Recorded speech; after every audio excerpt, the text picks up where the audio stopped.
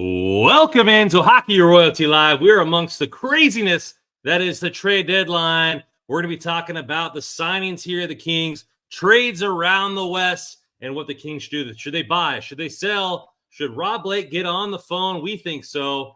Get in the chat, like and subscribe, and you know what to do. Let's go.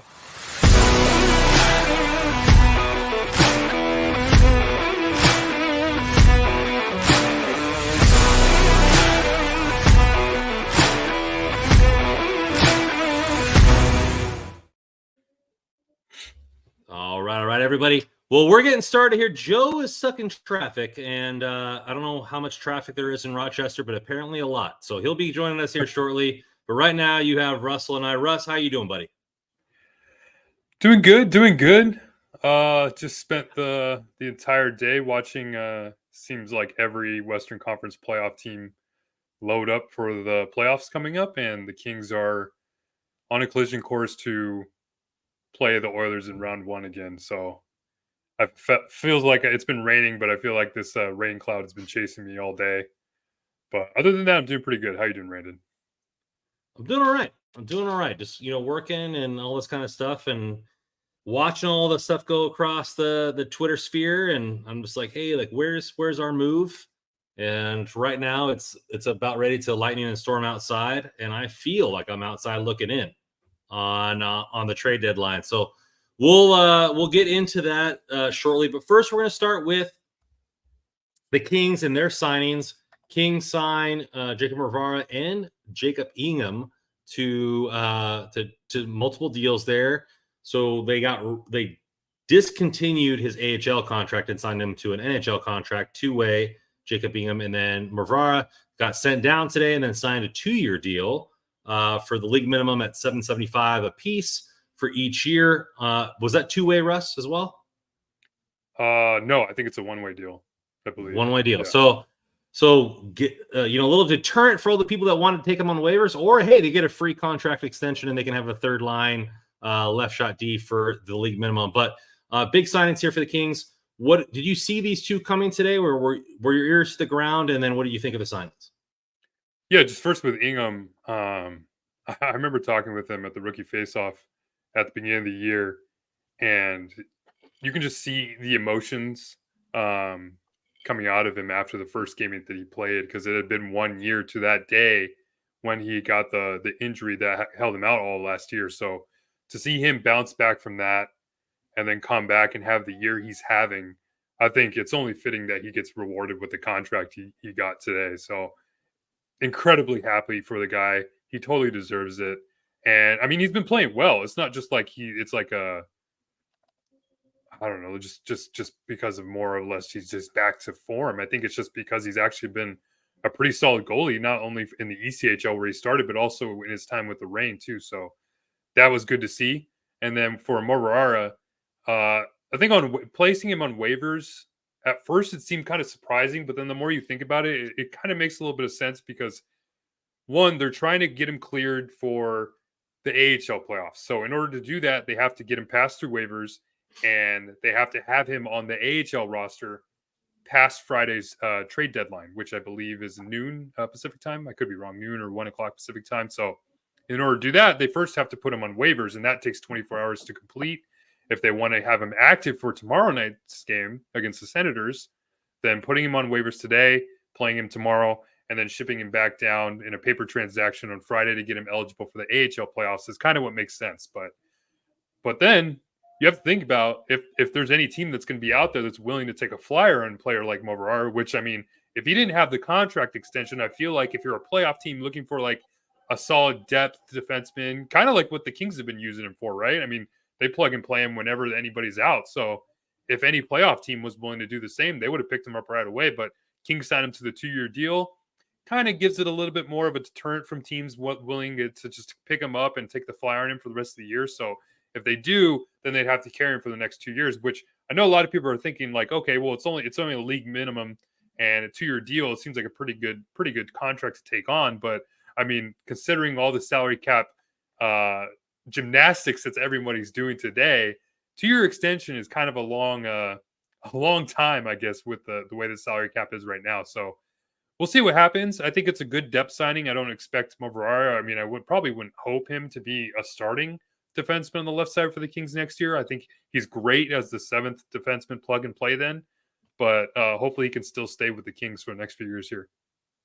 Well, 2 years with England feels like an eternity, so Mervar should feel like a breeze with the 2-year contract there.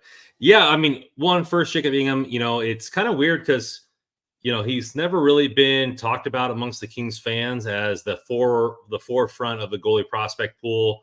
You guys, David Hrenak was there, a bunch of other guys were there, not Portillo, but he's always hung along and then just had a really big back injury that took him out. And then out of the mind's eye of our fans there. So it's really something that he's battled back from that. Has an emotional title battling back from that, like a little chip on his shoulder, and then gets rewarded with the contract there. So props to him, stick taps, whatever you want to call it. But he's well deserving of that. Brevard, I think he can be a third line lefty. I think he should be. I mean, if it were me, I'd be doing anything I can to get rid of England. And everybody's like, "Oh, we need grit and this and that." It's like, dude, he's the third lightest person on this team. All he does is fight. Like he doesn't have size, or he doesn't use his size, and he's not a good hockey player. And so I'd rather have a good hockey player rather than somebody that just is willing to drop the gloves every once in a while. And I know the Johnny Utah is here. Stopped England. Hey, he's a big grit, guy or whatever. And I love Grunstrom. Grunstrom has the grit. He hits everybody that walks in front of him. But I think that Mervar is just a much better defenseman, much more stable defenseman. Has the feet to move amongst the elite of the Western Conference, which we'll get to, that are getting a lot better than we are in this trade line so far. I think it's huge, and so it's well deserved. And I don't think it's just because of the fact that he got sent down. I think that he deserves a little. I mean, if he's at worst, like you said, the 7th D for the next 2 years, King's got a good one, a solid one they can plug in for injury, and I'm good about that. So, yeah, 100% agree with you. I think all of us should probably be pretty worried if England is playing playoff minutes for the Kings, and we'll talk about later on once Joe hops in if we'll see any upgrades on the left side of defense. But yeah, I mean, you look at it right now, the Kings have 4 players on the left side already signed for next year. Mikey Anderson, Gavrikoff's got 1 more year left. Andreas Englund's got another year left on his $1 million deal. And now you have Jacob Moverara. So the only thing that concerns me then is okay, is this going to be the depth chart for the left side next year too, which is a little disconcerting, to be honest with you. And I mean, you said he's not a good hockey player. I wouldn't say he's not a good hockey player. I think you just find a little bit better somewhere else. Or like you even said, Moverara could probably even be and we've seen him be a better hockey player in his time with the Kings. I mean, hell, he's playing first line minutes with Drew Doughty. He's kind of holding his own. He's not making any glaring mistakes or whatnot. He's not necessarily pushing play or driving play, but he's just playing really solid, smaller hockey. I call him Mr. Fundamental. That's pretty much what he does. So, I mean, yeah, it's a good depth piece to have for the Kings for the next few years. I would just still hoping that they're finding an improvement at any position or at anywhere on the left side, whether it be at the trade deadline of Friday or maybe in the off season, because it's just still waiting for that upgrade there. We've been talking about, it seems like forever. Well, this just in. We got an upgrade here in Hockey Royalty. Hockey Royalty has brought back Joe Paterino on a multi-year deal. Yes. Very lucrative for both sides. So thank you for signing the contract there, buddy, and welcome back to the team. It's great to be back. Apologies for the delay, but it was crazy. I had the banquet tonight for the high school team and then some technical difficulties to add on to it. Why the hell not? But we're here. We're good. How you guys doing?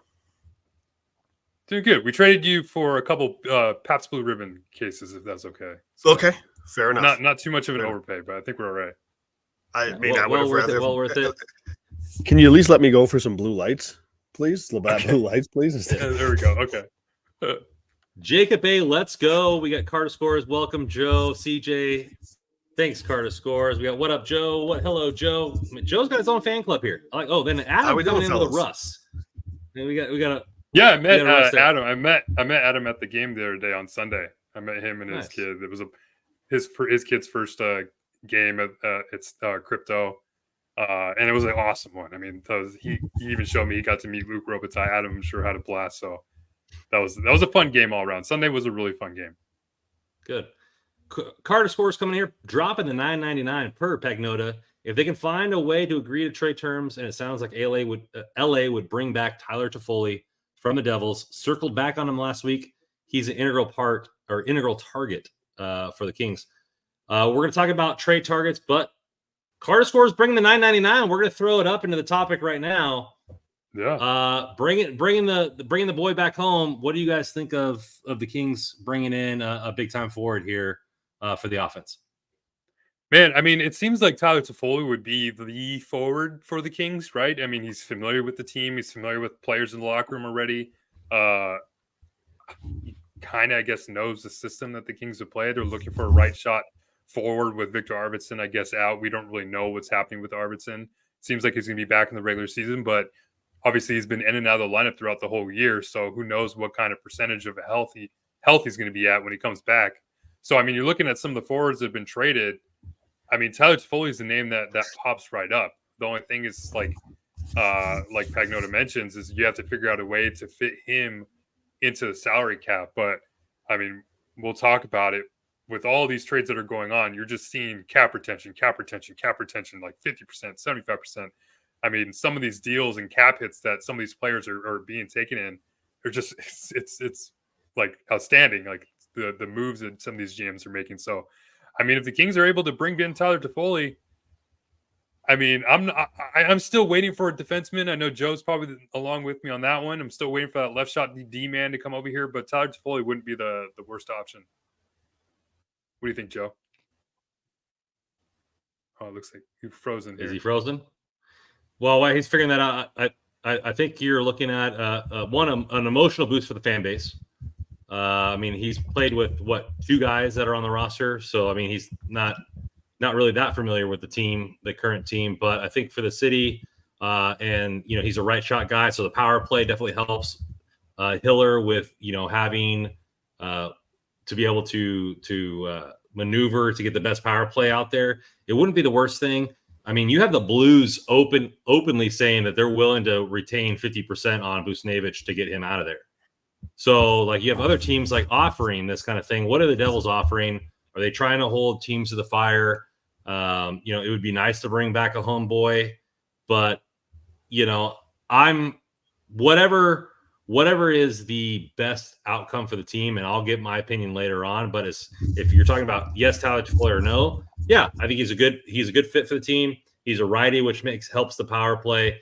You're looking at probably moving either him on the first line or second line and moving some people down, which is going to be lethal for the top nine for the team. How they'll make the cap work.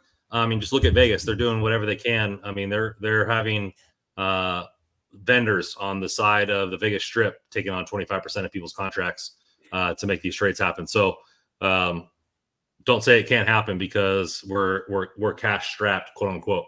But overall, I think if it did happen, couldn't happen to a better guy, and I hope we win a third cup with Toffoli. Joe, you ready to go? You glitching out? Yeah. No, I was, but I think I'm good now. All right. It's nice. It's a nice story. I don't know though. Like, yes, the Kings could use some more scoring. Obviously, Toffoli's a scoring winger, right shot. They got a lot of lefties. I totally get all of that, but I need to know what the cost is because, like, excuse me, Tyler Toffoli doesn't, in my opinion, put this team over the top. Like, I think you look at the ads that some of these other teams have made with Edmonton, with Dallas, and with Colorado, with Vegas. Like, Toffoli doesn't put the Kings over those teams, in my opinion. So it's I don't know. Fine, like if the cost is low, but I'm not trading my first at this point. With looking at what the other teams in the conference have done, I want at this point much more of a hockey trade type of a trade rather than a trade for a rental, if that makes sense. Yeah, I don't think Toffoli would cost a first. I would hope he wouldn't cost first, considering some of the moves that have been made today. Right. I mean, you look What at about- Tarasenko. But they don't have the Kings don't have a second. The Kings don't have a third. Yeah, that's the thing. I So know. so So what would it what be is- like would it be like a 25 conditional? Like if the Kings win Possibly. the Western Conference, I mean, like you look at some of the conditionals for Tarasenko was if Florida wins the Stanley Cup, the fourth becomes a third. So would it be like multiple mid-round picks where the second could come a first or a third could become a second and 25 if the Kings do well? But so my issue with that is now you're taking bullets away potentially from next year's deadline, right? And this summer. And I don't want to do that for Tyler Toffoli. As much as I think he'd be a good piece to add to the roster. Again, I think there's too many other holes. There's too many other issues on the roster, in my opinion, that I don't think it puts them above, like I just said, Dallas, Vegas, Edmonton, Colorado. Toffoli doesn't put them above any of those teams, in my opinion. So I would rather not spend the assets on him because of where the things sit right now. Let's lay it out, right? I mean, let's say they did bring in a Tyler Toffoli. I mean, where are you going to play him when everyone's healthy? You got the first line right now with Kopitar, Kempe, probably Byfield there. I would assume they probably reunite those three. Then you have a second line with the way that they're playing right now. I wouldn't break up to no more in Fiala. And then you have a third line of Dubois, probably with Arvidsson, and then I guess maybe you play Toffoli there. That's where he goes. Yep. Yeah. So you're looking at upgrading the third line, which would be great. I mean, I'm not saying this is I'm not saying this wouldn't be a bad trade, but if you're telling me that you're going to trade a first round pick for a forward that's probably going to play 14, 15, 16 minutes a game, I disagree with you. I would rather spend that first rounder on a defenseman. But like I'm saying, I'm not saying that like I wouldn't do it. It would depend on the cost, right? If you're getting it for the cost of what like Florida paid for Tarasenko, I understand that there was some no trade kind of movement going on there. But if you're getting it for like a second and a conditional fourth or something like you're talking about, Brandon, yeah, totally on board. It's not it's more just future mid-round picks. It is what it is. But if you're talking about maybe trading like even if I wouldn't even probably trade like Kalia for him for like something like that. Like I'd rather just hold on to him and then see what you can have there. So I wouldn't go all in. I would trade one for one. I would trade Kalia for a heartbeat for Tyler Toffoli. So would I, but why would New Jersey? Because New Jersey's got their core locked up for a length of time. Like, I don't think they need that many. And they've got Holtz, who's like playing kind of fourth line minutes. Yeah. So I just, like, I don't know. I think he's a first line player. If this were to happen, I think Foley plays the first line with Kempe and Kopitar. Yeah. And Byfield plays down with Dubois. And because he's gotten the most out of Dubois, and that line has looked good. Sure. And then you get Arvidsson back there. Yeah. And you get familiar with Kopitar. But yeah, I think it's a good debate. You know what we got going on, and we'll get to all the forwards that we got coming in here. But Carter Sports, thanks for the $10. Appreciate it. You. That might be the only transaction for the Kings this trade deadline. So let's get into the next topics here. Trades in the West. We got plenty of trades today. Unexpected, but they went like wildfire. So let's go over some of the transactions here. We'll kind of go over one by one, or you know what? No, let's not do that because that might take a while. Let's go over favorite transactions. Russ, you were the nose to the grindstone today. What was not your favorite transaction? Because maybe you might hate Vegas, but what was the most impactful transaction that you believe a team transacted today? I mean, we haven't got the final word of it yet, but I mean, if Vegas is able to pick up Hannafin, I was ready to crawl into a ball and lie on the floor. I mean, you kind of see. I mean, just a few weeks ago, or even just a week ago, like Vegas had talked about, oh, we lost Eichel and they had lost Stone, and then everyone's wondering, like, oh man, like what's up with Vegas? They kind of went on a little bit of a skid.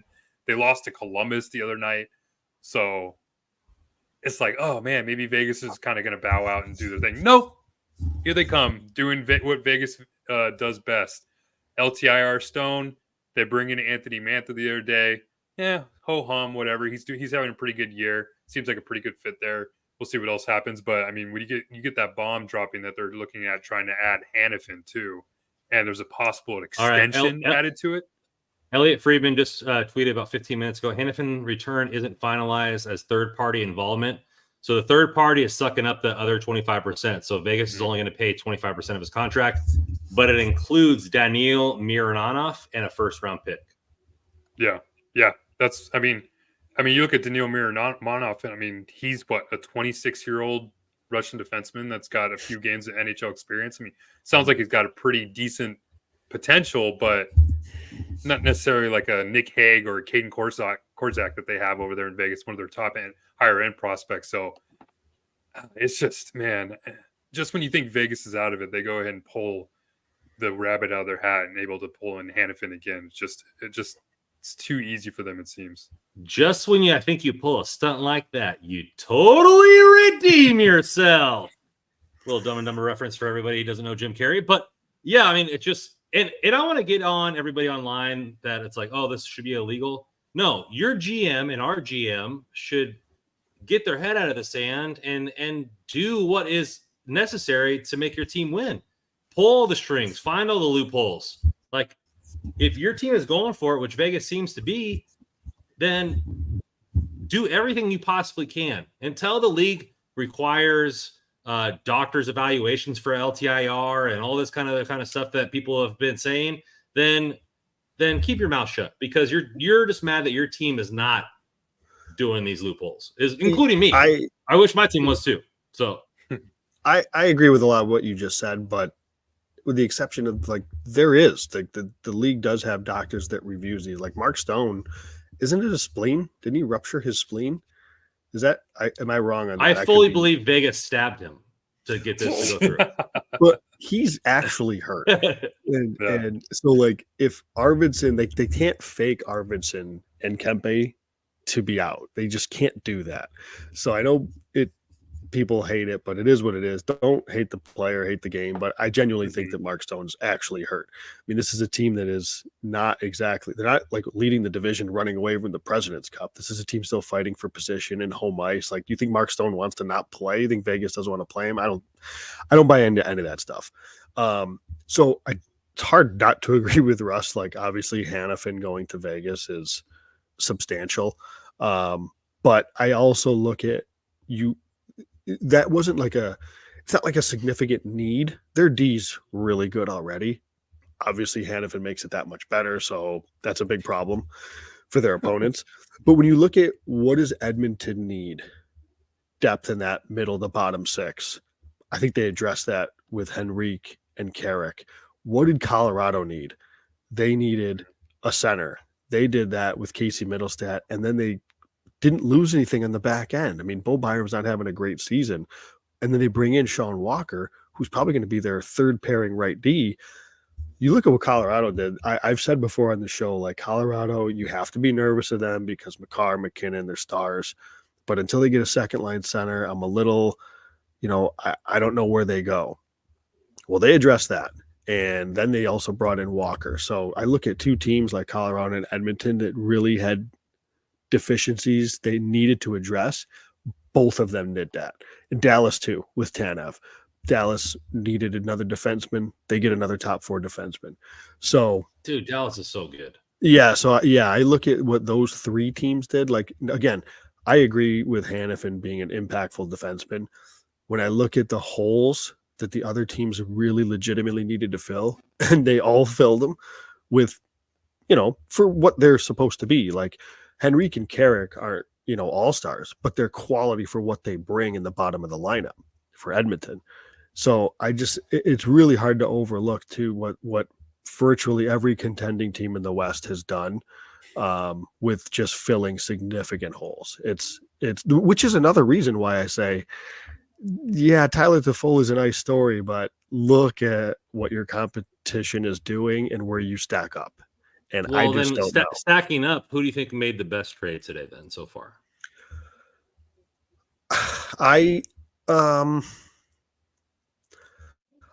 I'm gonna. I think Edmonton. I'm gonna go with Edmonton because I think they. And I'll say this too: is I don't think they're done. I think they find a way to add a D-man, but I just think that team is the best team in hockey. I think they're my cup favorite right now, and they have just added 2 legit middle to bottom 6 pieces to kind of round out that lineup. Now bump some guys down a notch. Guys are playing on the 3rd line, maybe now go down to the 4th line. I think it's a huge addition. I mean, again, these aren't stars. They don't need the stars. They already got them. So Yeah.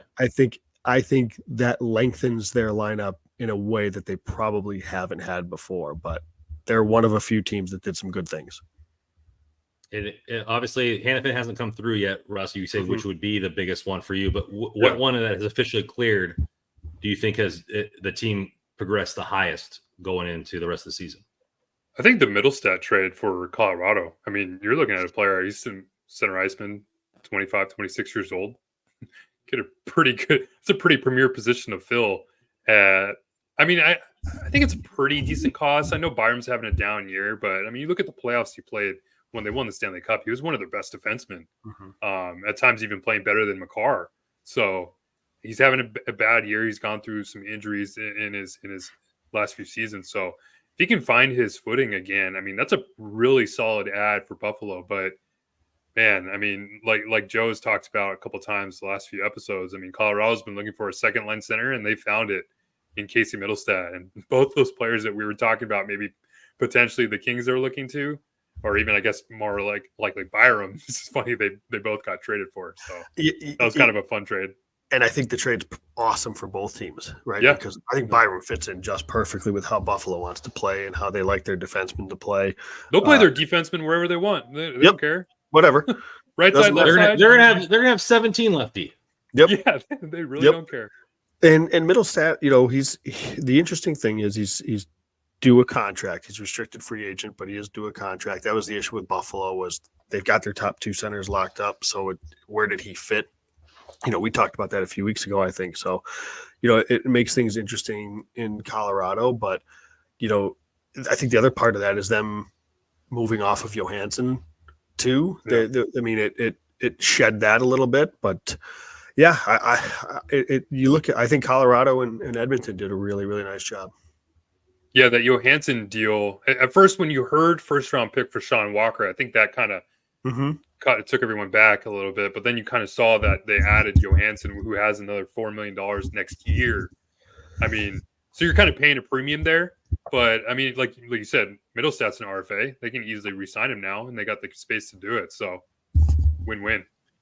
I would say mine would be it's underrated, but I think the value that they gave up for it and the guy that they can get from it is Vegas with Anthony Mantha for that's a good shot, Randy. Yeah, and a 4th big, powerful winger, has a little bit of grit, but over a 20-goal scorer. You're giving up relatively nothing because a late second is practically a 3rd, so you're giving a pick right around that 62 mark, and then a 4th. That's nothing for a guy that's going to help out your middle 6 forward. Big guy, power play guy as well. Also fits their type of play where sometimes when Vegas gets dragged down, they put everybody in the center and they block shots. He's a big dude that's able to take up a lot of space. I think for value, I think the Mantha trade is probably, the best trade so far. We got the Hannafin deal. Dreger just tweeted it. Vegas acquires Hannafin from Calgary for a 1st-round pick, Miramonov, and a conditional 3rd. The conditional 3rd upgrades to a 2nd if Vegas wins a playoff round. Double salary retention. Philadelphia is the broker. Pietrangelo, Hannafin, Theodore.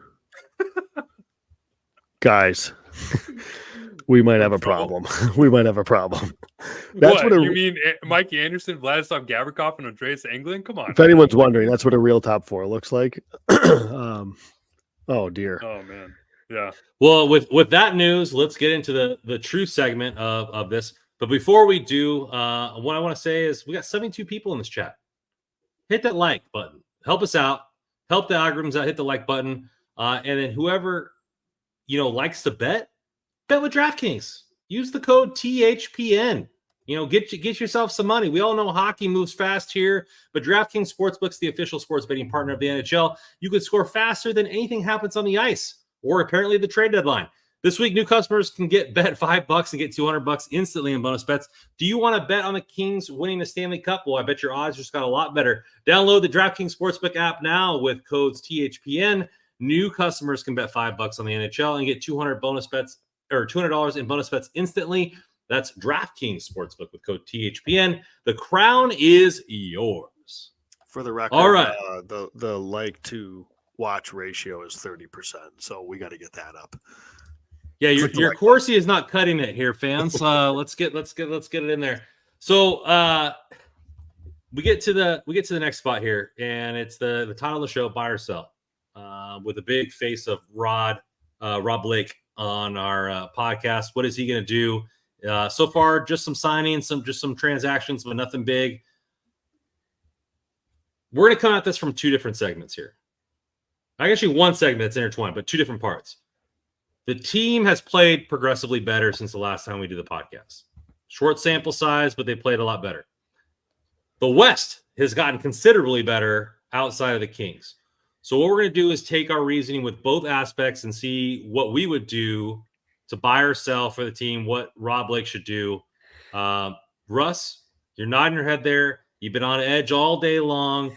We're trying to back you off the ridge, but how do you really feel, man? What do you think this team should do? Where do you think this team plays? And then maybe give us a little sprinkle about who is left and where you would kind of target. Yeah, I mean, I've been thinking about it for the last few weeks or so. I mean, first you wanted to see the team play better to kind of before you started making the decision, or see how they started playing under Hiller before you started thinking about this. And like you said, I think they've been playing much better. They've been playing solid defensively. 3 games in a row, only 1 goal during regulation at 5-on-5, I believe, or just in regulation. So defense is picking up, scoring a little bit iffy in the Vancouver game, but I thought it was a pretty solid playoff intensity style game. They played really well in Vancouver. They looked pretty good in New Jersey. So things are looking up there. And then we also talked about whether or not we were going to get good news on the injury front, right? I mean, we didn't know what Kempe's status was, Mikey Anderson or Arvidsson, but it sounds like all those players could be back probably even during the regular season or even probably during this month. So that's good to hear. So when you hear all that, you're thinking, okay, well, it sounds like the Kings are going to have a full, healthy lineup around come playoff time. So then what do you do with the trade deadline, Brandon? What is the thought process that Rob Blake's going to have? And for me, I mean, when you think about it, I think this is the team that you just have to go all in with. And the reason I say that is because let's look at what's going to be this roster next year. We're anticipating Matt Roy and Victor Arvidsson probably walking because you have to give Quentin Byfield a big extension, right? So though you're going to lose probably 2 very impactful players in the roster, or I guess when Victor Arvidsson is in the roster, he's a pretty impactful player. So how are you going to replace those players? It's not like we have some high-end forward prospect that's going to come up and light the lamp right away. I like what Alex Ferrier is doing. I like what Alex Ferrier is doing in his first pro season as a forward, but I don't expect him to put up Victor Arvidsson numbers, 60-plus points last year. He's a 30-goal scorer in the NHL, so you're losing a premier player at that position. And then Matt Roy, we're all expecting him to walk next year. And it's going to be great to watch Brant Clark and Jordan Spence have their time to shine, but who knows? I think Matt Roy is probably a better player this year, at least, and could be a better player than what those players could bring next year. So for me, if you're talking about losing those players like Matt Roy and Victor Arvidsson to free agency next year, then this is probably the best roster that Rob Blake's going to have before Anze Kopitar probably retires in a few years. So if that's going to be the case, then you have to go all in, because whether you like it or not, when Anze Kopitar, as long as Anze Kopitar is on this team, their goal is to try to win a Stanley Cup. Anze Kopitar is not going to stick around and try to just coast his way to a playoff round and just get pummeled again in the first round by the Oilers. So you got to do what you got to do to get some players in if you're Rob Blake. And unfortunately, it seems like all the teams around the Pacific Division, the Oilers, who possibly could be a first-round matchup again for the Kings, are loading up, like what Joe said, with Henrique and Carrick. And you see what Vegas is doing with Hannafin and Mantha. Colorado could potentially be a first-round matchup, and you got Middlestat there. Man, it's tough. It's tough. But, I mean, unfortunately, I know a lot of people want to sell Matt Roy. I'm not on board with that. I think this team, as much as I want to say that you kind of see what everybody else is doing in the West, you want to start selling. I mean, I'm not going to write this team off yet. They've shown the capability to beat teams when they can, and they're up to their game. So I'm not going to say that they don't have any chance in the playoffs or in any playoff round against an opponent, but things are looking pretty grim. Joe, responses, and then get into your own dialogue there. Agree with Russ. I'm not selling Roy. The only way I trade Roy is if I'm looking if he's involved in a hockey trade. Like, so he's a salary going out. Perhaps there's a salary coming in on defense. With, you can find a way to make a deal with term. So the way and Russ is right. Like, the team is built on a structure. They're not building a team that has stars, for better or for worse. This is how they're built. So I don't count them out per se, which is why I agree. I don't sell Roy, but I'm not going to be going out and aggressively buying. A, they don't have the money to do so. B, what are you getting? So I go back for a second. Remember when everybody was congratulating Rob Blake because of how cheaply he got out of Cal Peterson's contract? What would you like to have right now? Would you like to have a second round pick right about now in the 2024 draft? I bet you probably would. But you don't have that because Rob Blake had to get out of the Cal Peterson contract. So that's why I was. Would you like to trade Sean Walker for first? I know I would.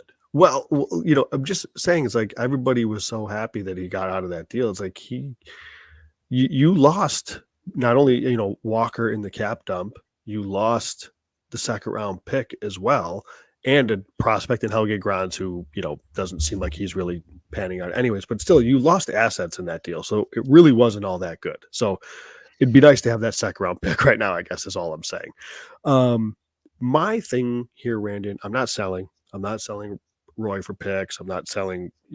What I'm trying to do is I'm trying to find a hockey trade. I'm trying to find a trade that involves maybe an Arthur Kaliev for a similar aged player, preferably a blue liner. Yes, we did, Eric, get stuck with the Provorov salary. Really, that trade was fine in terms of getting out of a deal, but there was no need to do cartwheels for it. Like, I want a hockey trade. So I'm thinking of there's certain defensemen I'm thinking of right now. If you want to get into actually specific names right now, but if I'm buying, let's do specifics, because you tweeted earlier, and this was supposed to be a later segment. But this is a good segue. Buffalo has 27, possibly 37 by the end of this podcast left-hand shot D. So there's plenty of room to make a hockey trade there. For Buffalo. So yeah. So you tweeted Buffalo. You're in the Buffalo. Yep. Ryan Johnson's there. You have a bunch of other guys. Where are you thinking with that hockey trade? So you're not getting Rasmus Dahlin. You're not getting Owen Power. They just traded for Bo Byram and Bio, but the people that I've read, it sounds like they like him and they're not like looking to flip him. He's staying in Buffalo. You got Matthias Samuelsson, who's locked up for the next bunch of years too. I think he's hurt anyways, but that's 4 left D that I just mentioned. Now you also have Ryan Johnson, who's a really good prospect, Brock Faber's partner in Minnesota, if we recall. I just don't know. Like, Buffalo clearly doesn't care. They want to play skilled players. They want to play their best players. They want to play their puck movers. All those guys can move pucks. So Ryan Johnson, maybe they're perfectly fine playing left or 5 left shot D, and that works. But I look at that, it's like, how can there be a hockey trade between the tough part is Buffalo's pretty rich up front.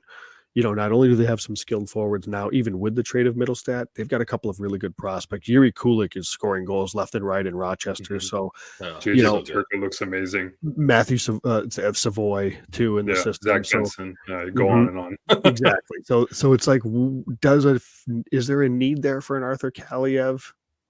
That's what makes it tricky. I don't know. Does the Kings want to do that? And Alex Turcotte and a Ryan Johnson type of hockey trade? But I look at where the Kings' deficiencies are. To me, it remains left D. And when I look at Buffalo and they've got 5, all those 5, you could make a case. I mean, obviously Dahlin, Power, and Samuelsson have all played in top 4 already. Byram and Ryan Johnson, I think you could very easily make a case that they can comfortably play in a team's top 4. I could certainly make that case in Los Angeles. I just wonder if there's an appetite from Buffalo to move off of Ryan Johnson, if only because again, they've gotten so many other guys. And he was late to sign. I don't know if there's anything to that. It took him a while to sign his deal and all that stuff. So it's something that I've thought about, Randon, he's one of the names. I've got a handful of names in terms of hockey trades that I've thought about, but Ryan Johnson is one. It's like, can they find a way, if Buffalo's interested, to make some sort of a hockey trade? And I don't know, obviously, but I'm calling. If I'm Rob Blake, I'm talking to Kevin Adams and seeing what the interest is there. I think what would be funny, and I want to credit Biz for this, for entertainment value, would be to get all the GMs in a house, like Big Brother, I saw like that. a couple days before the trade deadline, have cameras everywhere, have all that kind of stuff for pure entertainment value. Biz, like what you're cooking up there. Yeah, I think I was going to say, for those who don't know, Ryan Johnson, that's Craig Johnson's son. And what makes it so enticing or so interesting is he played hockey down here in Irvine for Rancho Santa Margarita High School. And I think he played with Tammy Solani's son, too, Levi Solani. I could be wrong there, but I used to go watch them play. It was an outstanding hockey team. I didn't really know Ryan Johnson, obviously, at the time, but Craig Johnson had him locked in. I think Guy Hebert was one of their coaches as well, if you guys know that name. So, yeah, so that was a fun team to watch. So, I mean, yeah, if Ryan Johnson's looking to come home, that could be a player to keep an eye out for. As Adam Sandler would say, get in your home. Get in your home. So, I'm out. I'm out. I'm done. I'm done. I don't think I think Rob Blake needs to get his stuff together. And now obviously he has plenty more chances to do that and pull some stats, but I don't think we're competing with anybody this year. I don't think that we played consistently enough to compete with anybody. I don't think that we have the defense core to compete with anybody. I don't think we have the goalies to compete with anybody. So I'm out. Now, I'm not saying fire sell where we get rid of everybody, but get all the UFAs out of there. Let's get some picks, some players or whatever. I just don't think that this team has anything to compete. And then you're going to get rid of a first-round pick. And obviously the Kings of old won Stanley Cup, so who cares if you buried the cabinet or got rid of everything out of the cabinet to win those. But I don't think this team can win. And everybody's like, oh, we won as an AC. It can happen. We're the third seed in the West. I just don't see this team night in and night out being able to compete with that. Now, can we drudge up what happened in the beginning of the year? Possibly. But it's just, for me, it's not that way. And so, I think that they should trade Matt Roy, even if it's for futures. I think they should get rid of Trevor Lewis. I think they should get rid of Kaliev. Let's play some of the young players in here. And we're going to back into a playoff spot, even with trading everybody there. So why not get Spence and Clark some playoff time? Why not see what you have in Fagemo, Akil Thomas, all these guys that are just marinating overly in the AHL? Because for me, it's either polar opposites. Either we go in and sell the farm and get a Chikrin, get Busnevich, get whoever, do some cap wizardry and figure all this stuff out and just go heavy into it, Russ, like you said, or we sell. To stand pat and do nothing, or make one trade and do nothing and barely make a jump, I think would be a disservice to the future of the Kings and Kopitar and Doughty, because this team has a core enough to sell off, make some moves in the offseason, move some stuff around. But I don't think that this team is one move away from a Stanley Cup. I don't think that this team is 2 or 3 moves away. And Rob Blake would have to get really creative, and I don't think that he is that guy because he hasn't shown to be that guy. So that's where I'm at. I just don't see it. And I'd rather get railed by Edmonton in the first round with Clark and Spence playing and our young prospects playing than go all in or go make one trade or do nothing and lose. Because that's where I'm at. The only thing I'll say, and listen, I think it's I get it. I get it. And I'm very, like I said, I'm not in on the buy to buy or buy rentals and all that stuff. I'm not there. But like, it is, I think, to take a step back, the Kings are still on the season, a top 5 team in possession metrics, a top 5 team in expected goals, like at 5-on-5. Like, this is still a team. Their power play has been way better lately. This is they're a team that is still built differently. All the structure, again, we talked about this. Like, they're still like, I don't think that they can't win, but they are enough of like they would be clear underdogs against probably anybody that they play. That's where I'm like, if I'm the GM, we have to take a more realistic outlook. We don't have a second, we don't have a third. We can't trade the first unless, again, I go back to, unless this is a hockey trade. And when I say hockey trade, I mean preferably somebody with term. So somebody for this year, but also next year, because next year is a brand new year, and it's a yes, year we have to win next year. Right. Yeah. So if there's a player with term, I know people, there's Jacob Chikrin's name gets talked up. He's on a cheap contract next year. Everybody knows my obsession with Marcus Pettersson. He's on a really team friendly contract next year too. If there's a way to find a way to pull off one of those hockey type trades where it isn't for a rental just for this year, but it's also for the rest of the season and next, then I'm interested in trying to work something like that out.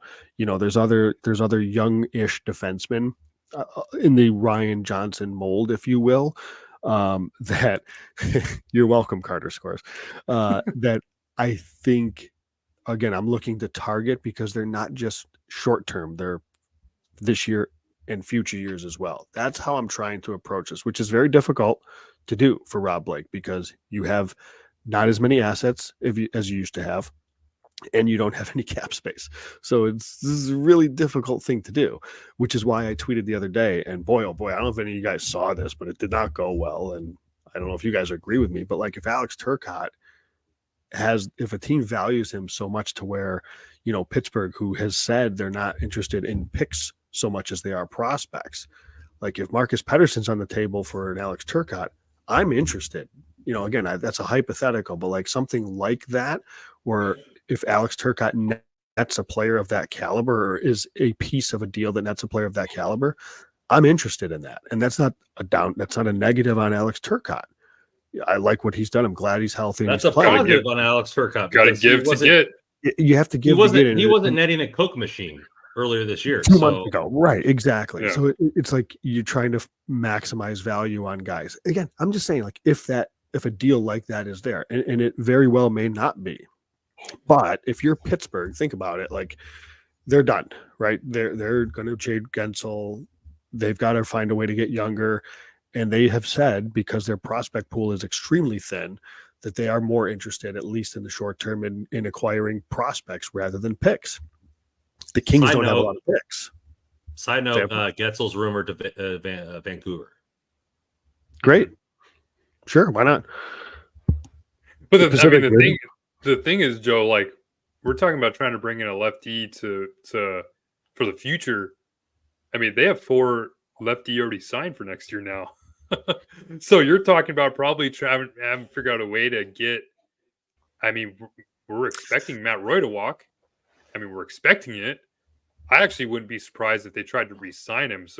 Agreed. Which would be asinine. Can we stop with this Matt Roy love? Like, I get it. I don't know if it necessarily. He's a 7th round pick. Yes, it is. No. You have Spence. He's good. He's really good. Matt Roy is really good. I'm tired of this pampering. This pampering of prospects and all this kind of stuff like that. I'm tired. Matt Roy's the Kings' second best defenseman right now. Right now. I'm not saying like in the future, but like if you can get him signed for like a 3-year deal at like $4 or $5 million a year, no, cool. Get out of here. I'm yeah, but the only problem is he's get out of here. Yeah, that's the thing though. That's I know I'm not going to pay him like a $6 or $7 million deal. Yeah, but like if they wanted to re-sign Roy, maybe you trade a Jordan Spence for a player like Marcus Pettersson or something like that. Or Ryan Johnson. A Spence. Or Ryan Johnson. That I'm totally fine with that. I'm so tired of Matt Roy. Roy is so mediocre. How much better is this defensive core next year when you have Mikey Anderson, Drew Doughty, like a Ryan Johnson or Marcus Pettersson and a Matt Roy, and then you have Gavrikov and Clark. That's so much better than what they have or on paper so far for next year. And I think it's better than when you have Doughty, Spence, and Clark on the right side. I think it's so much better. No. I value Roy. I do value Roy. My concern is the contract. This is his time to cash in. And I mean, if he were to take Russ, to your point, a 3-year deal at $5 million, I think that's a very fair You're team deal. talking But about the same thing that we talked about with Gavrikov, and what we're yes, talking about with Mikey Anderson, signing a defensive defenseman to more money, and then you're going to bitch and complain about not having a puck mover. We have 2 puck movers there. Let him walk. Thank you, Matt Roy. You're a 7th round pick. You're a beast. Let's move on. yep. Like, No, I'm so done with And- overvaluing another defensive defenseman. We're not good enough in the blue line offensively, and Matt Agreed. Roy does not fix that. Agree. So, And what are we talking about? I don't totally. I get that, Randy. I mean, but I think there's 2 ways to look at this, because I think I do think Matt Roy is really good. I think he's a solid defensive defenseman. To your point, though, yeah, he fits the way the Kings want to play. Clearly, he doesn't fit the way Matt Roy can play in any team's defense. I don't want to talk too harshly on Matt Roy, because I just don't think it's warranted. But I agree, though, that like, because of what they have coming, I don't want to sell him because he helps the Kings win right now. So I'm okay if he walks. Like, I take that risk if he walks in the offseason. The issue is, like Russ just pointed out, they have Anderson under contract, which is fine. They have Gavrikov under contract, which I think you guys know I probably wouldn't. I was okay with the deal because it was only 2 years. If I fast forward now to where I am today, kind of wish we had more flexibility heading into next year. Obviously, Andreas Englund is just an astonishing deal. It's astonishing. So, like, yeah, if they were to trade for a defenseman, a lefty, a Pedersen, a Chikrin, and again, I know we're just kind of spitballing here, but like, their deficiency is top 4D, preferably left side, in terms of moving pucks and being guys that can help in transition. And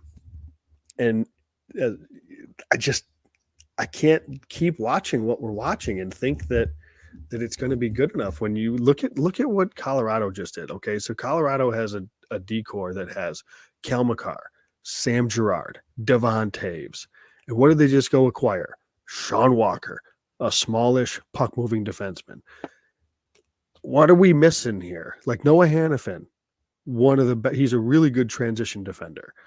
It's just like, guys, I can't figure out where LA is behind the curve here with some of this stuff. So what I'll say is this, and I'm harsh on Roy for a reason, but I think he can be a piece in a trade elsewhere, right? Toronto could definitely use him. Buffalo could definitely use him. A player that it's a defensive linchpin could definitely use him, and that he has higher value for those teams than he does for the Kings. He's a replica right now. He is Mikey Anderson. He is Gavrikov. He is a defensive defenseman, Mervara. Like, there's not much change for me and those guys defensively. So, but you're not getting a puck mover. You're not getting those types of things. And he has exceeded 1,000-fold, 2,000-fold, 1,000,000-fold of being a 7th round pick and what he's done for this organization. I think fans get so much in their feelings about, hey, this guy grew up here, we should keep him. There's very few players that play their entire career with one team. We had the best American-born goalie traded away ever, period. So to say Matt Roy needs to stay here and all this kind of stuff like that, and Christopher Roy right here, what's Roy's trade value? Walker got a 1st-round pick. So his value is definitely a 1st, at least. So for me, who I'm at, like, I don't think this team is good enough. I'd rather get a 1st. You get 2 draft picks in the 20s. Logan Stankoven is dominating. Why? Because he was given an opportunity for Dallas, and you get the coverage going, and move forward. So I just don't see this team. Can Rob Blake afford to move forward, to look ahead? He can't do that right now. I understand that that's your thinking, your line of thinking, your opinion on what the team should do right now. But I mean, also like what I don't think Then Walker. he's putting his job ahead of what the team he's expected to govern. Is that what you're saying? Like, Yeah, he can't afford to sell because it's his job yeah, on the 100%. line. Yeah, I mean, what's better for the team, in my opinion, is to sell. No, and I agree. Like that's the argument that's going on right now is you have Matt Roy, like it with everybody that's been loading up, and Vegas literally just tweeted out the Hannafin details, and then you have what Colorado's done with Edmonton, all these teams, Vegas or Vancouver, like you said, looking at Gensel. I mean, you have all these teams that are competing. How can the Kings compete with these teams? And I think a little bit might be a kind of overblown, maybe more recency biased. I mean, you think about it, like this team went 3-0 with Victor Arvidsson in the lineup. So it's not like they're not a great team with him there.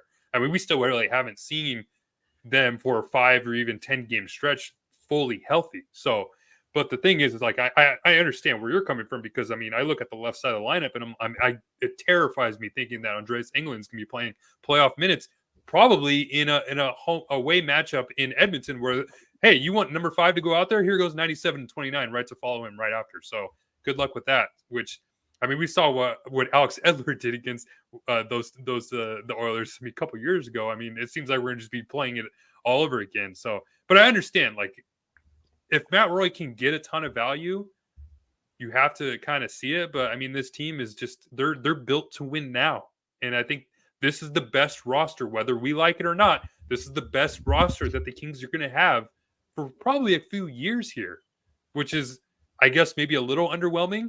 But that's kind of the reality of the situation, because, I mean, Rob Blake wanted to put all of his chips in with the Dubois trade. So it's kind of where we're at this point. And if he wants to continue going down this road that he's paved in front of him, then you have to do it. And then one thing I'll say, like with Matt Roy or Sean Walker, he didn't really get a first round pick. I'd say it's maybe more of a second round, third round pick. Buffalo had to take the Ryan Johansson deal, and they already put him on waivers right after. So Philly. Or Philly, sorry, you're right. Philly. Yeah. Philly took on Johansson, and then they already put him on waivers. So more or less second or third round pick, but there's still value. And I know was there not a first round pick in the deal? No, there was, but Okay. You had to sweeten it a little bit. You have to sweeten it a little bit. I'll sweeten whatever you want. I will say too. Let me say this. I mean, I know Matt Roy doesn't put up the raw numbers in terms of production, goals, it's just like that. Guy's top 10 in terms of expected goal share.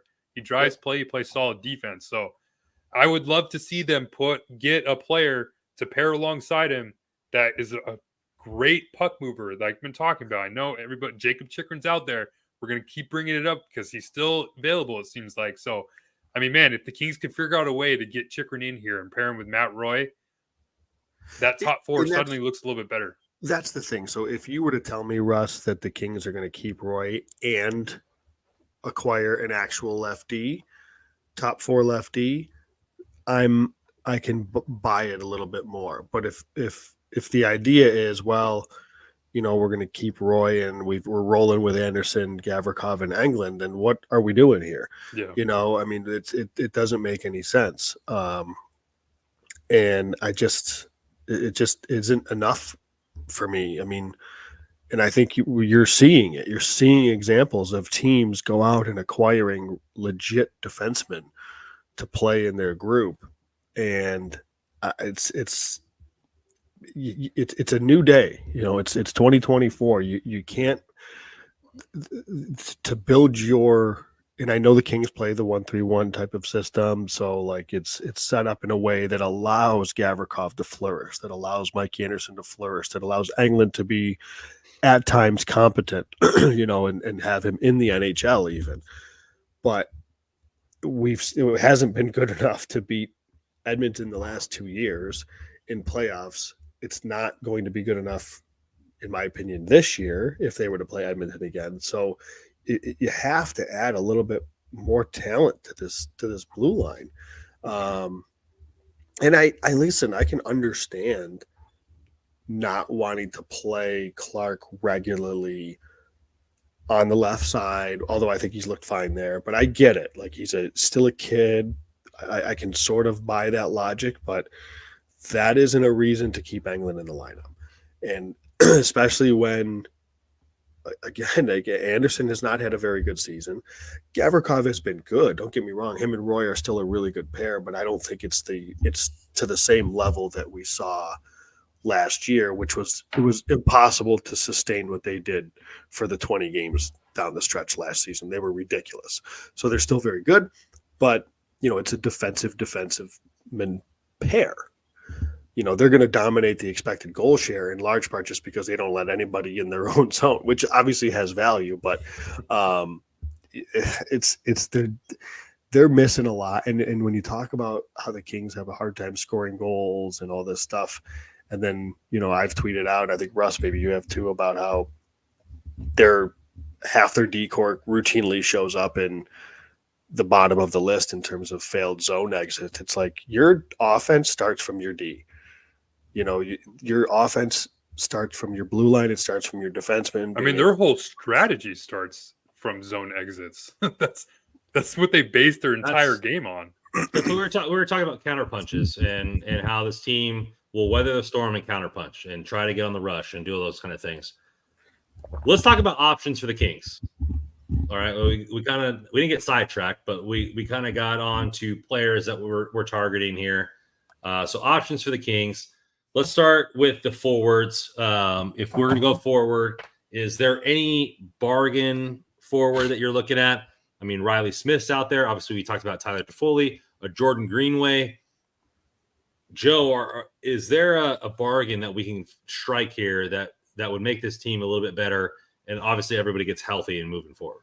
The reason I have Jordan Greenway on the mind is Elliot Friedman is reported on the 32 Thoughts podcast on more than one occasion that the Kings are open and to Arthur Kaliev is somebody that is looking for a new opportunity. And the Kings, and he has said it a couple of times, that the Kings would be looking for a forward with a little bit of jam. Jordan Greenway brings that. Now, Greenway has not been what Buffalo hoped. He was that type of forward that was hopeful to bring some jam, but also bring a little bit of skill and bring a little bit of talent, because he showed spurts of that in Minnesota. He showed spurts of that in the development program. It comes in flashes here and there.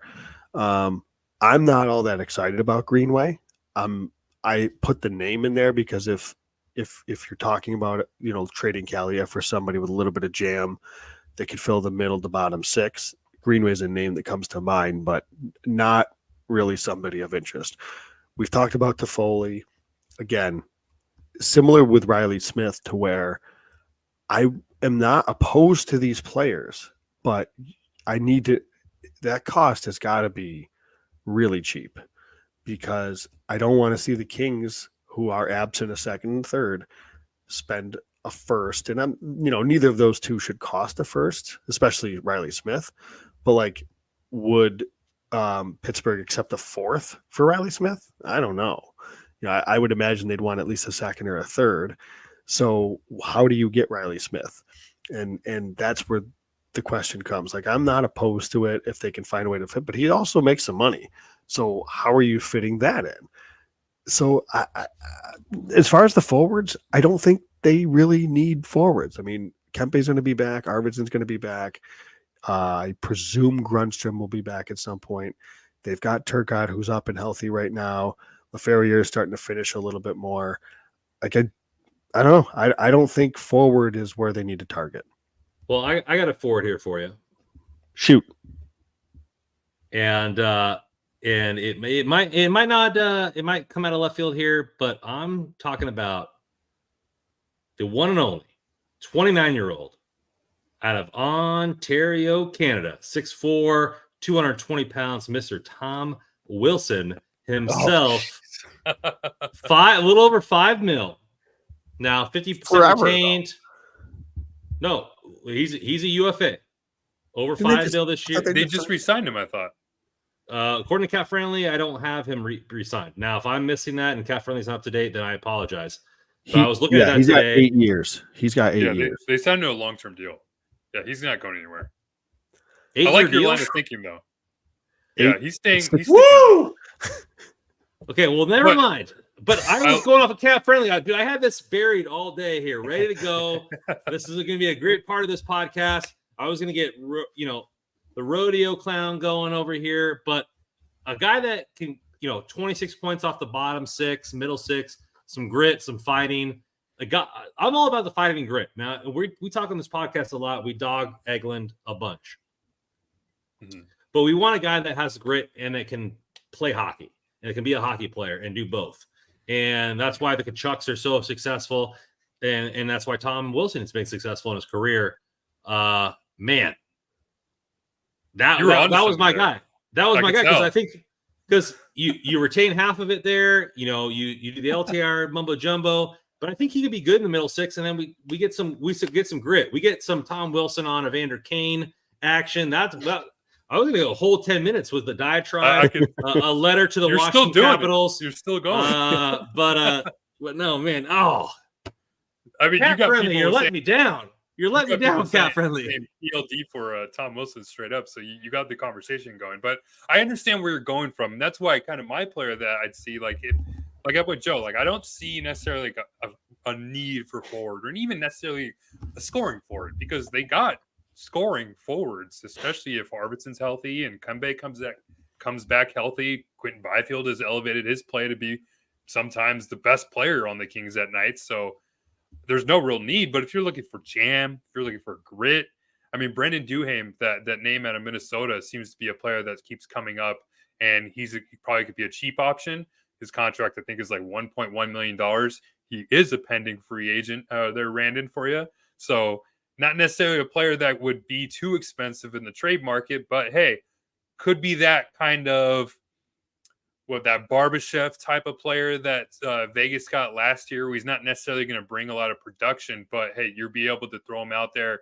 He'll throw his weight around, get the energy going in the crowd a little bit, and who knows, maybe score a big goal here or two, and maybe could excel in the Kings' more defensive kind of system. So if I'm looking for forward, I'm looking for more of that kind of style. I'm not necessarily looking for like a Tyler Toffoli or Pavel Buchnevich or anything like that. I don't see a big need to go out and trade even multiple draft picks for those type of players. But I'm not opposed to it. I'm just saying that's not something I would do. Who's picking up Kuznetsov? Nobody wants to. It's got an expensive contract. That's why. Well, he already went $7-something million. Yeah, still, he's in the AHL right now. If you want to get him, you have to pay the deal. There's a team too that has talked about wanting to kind of maybe make some changes to their core in Ottawa. And I know a lot of people are going to be that 95 and the subscribers probably going to get like down to 20 because it's me talking about Ottawa again. But again, if they traded away Tarasenko, which was not a surprise to the UFA, but like, again, if they're interested in agreed with that, if they're interested in tweaking their core a little bit, I'm going to ask about Drake Batherson, who I think is a really good player. I like Ridley Gregg, Shane Pinto. I'm not saying any of these guys are on the block per se, but if Ottawa is genuinely interested in kind of tweaking some of their core, I'm calling about these guys. And maybe those are summer deals, right? Maybe that isn't a deadline deal, but in terms of forwards, there's teams that maybe are looking to just kind of change how things look a little bit. A player we haven't mentioned is Jordan Eberle.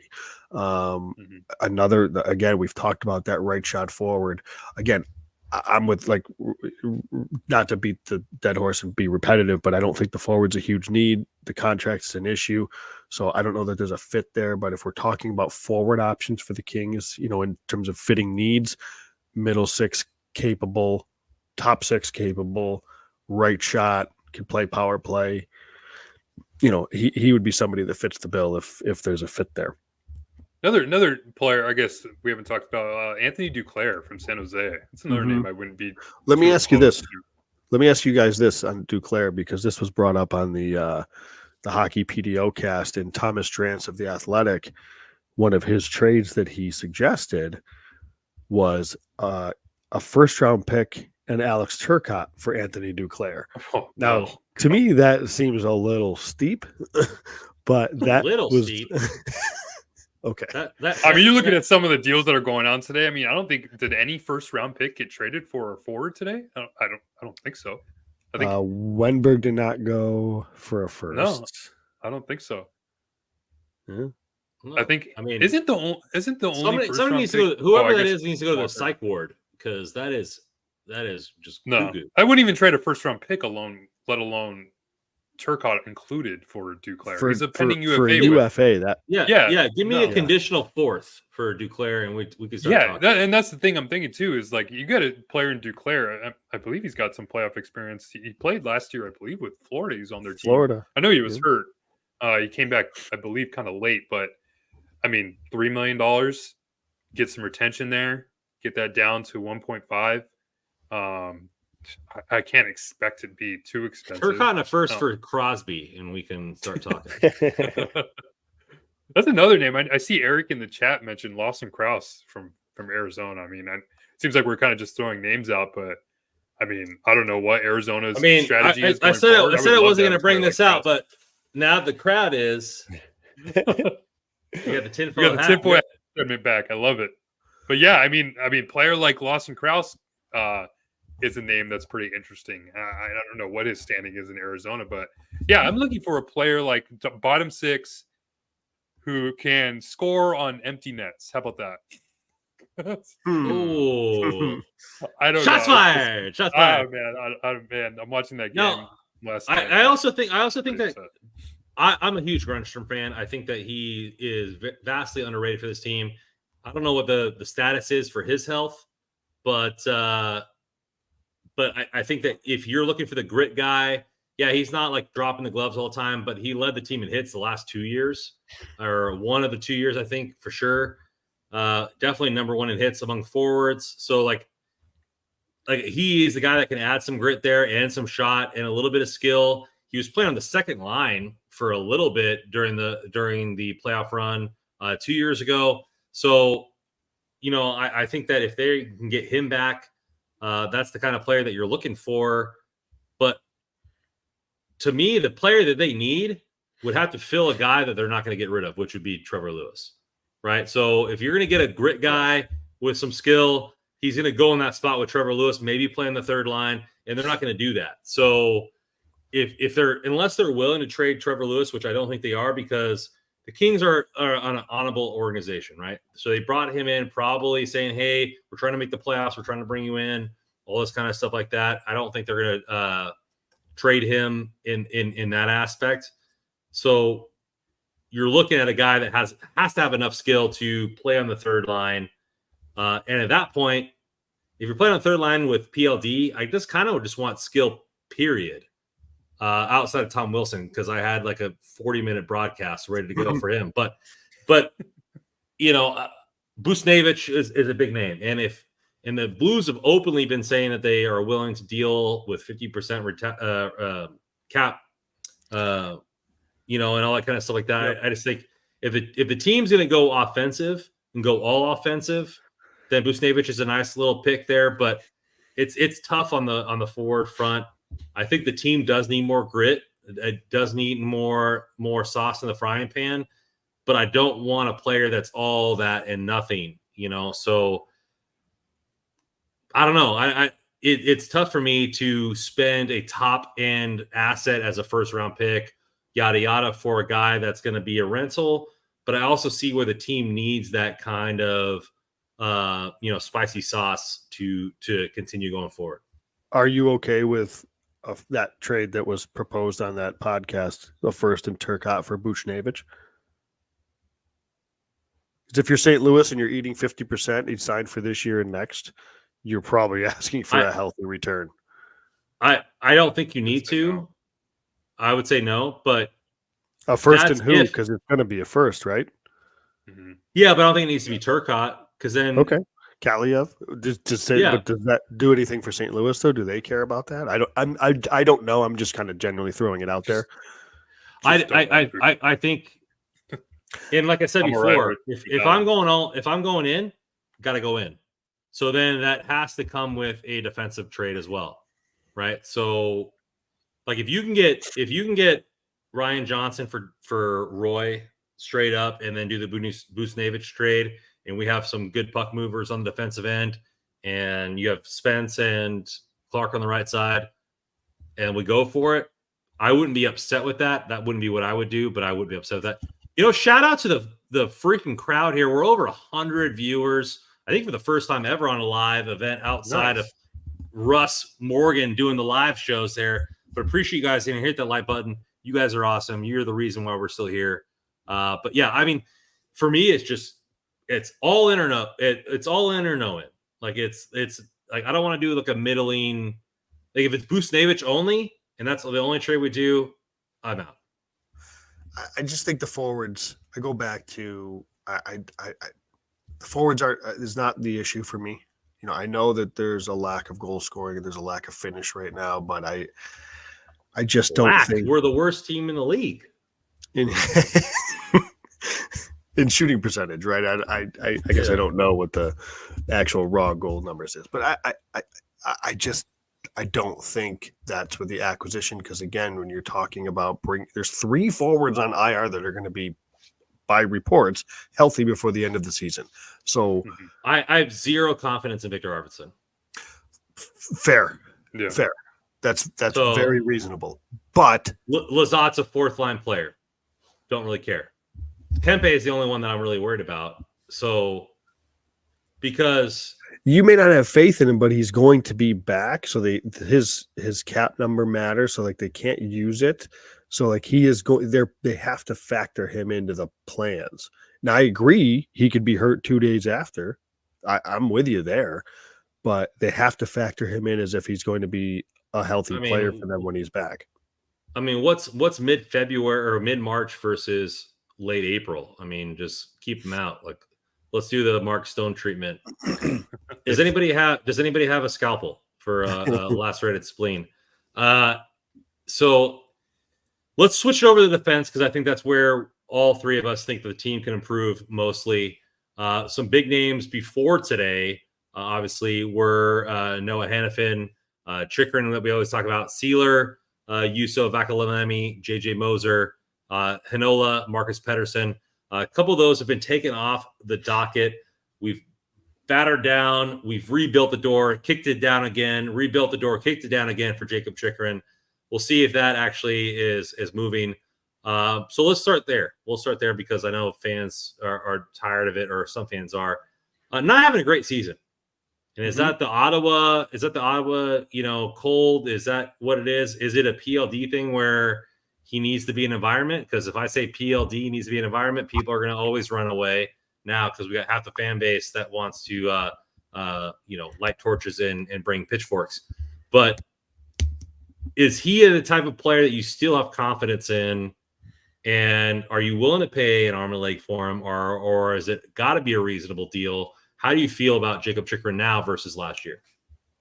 I still think he's a premier player. I think he's just been playing on a team that's playing with no structure, no system, and kind of has no direction, it seems like, all year. I mean, I don't know what the cost would be for him.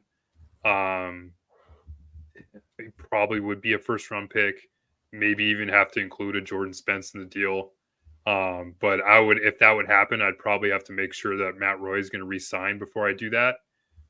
So I don't know. I mean, I'd love to have Chikrin. It seems like he's the last name on the board for the Kings. The Hannafin deal, just, oh man, that's a knife in the back to see him go to Vegas, man. I mean, it's so upsetting.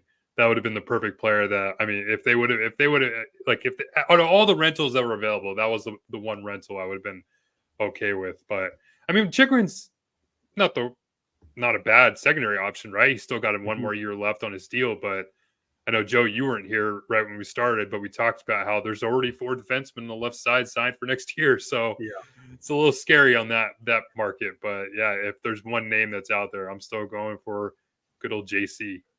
Let's see here. I kind of break it down this way. There's the big top, looking to get a top 4D man right now, which I do think the Kings need a top 4 lefty. And there's 2 names that come to mind. Well, there was a third, but Hannafin is gone. Jacob Chikrin is one. And I want to be clear, I haven't the slightest idea that Marcus Pettersson is actually available. But with Pittsburgh selling, with them wanting to get younger, he's got 1 more year left on his deal. Maybe they view it as an opportunity for them to cash in and get a legit prospect or something. Because again, that's a depleted farm team. that they could really use some help there. So I throw that out as somewhat of a hypothetical, but those are, if you're looking for higher end top 4D, both have contracts that are very team friendly for next year. Those are two easy targets for me.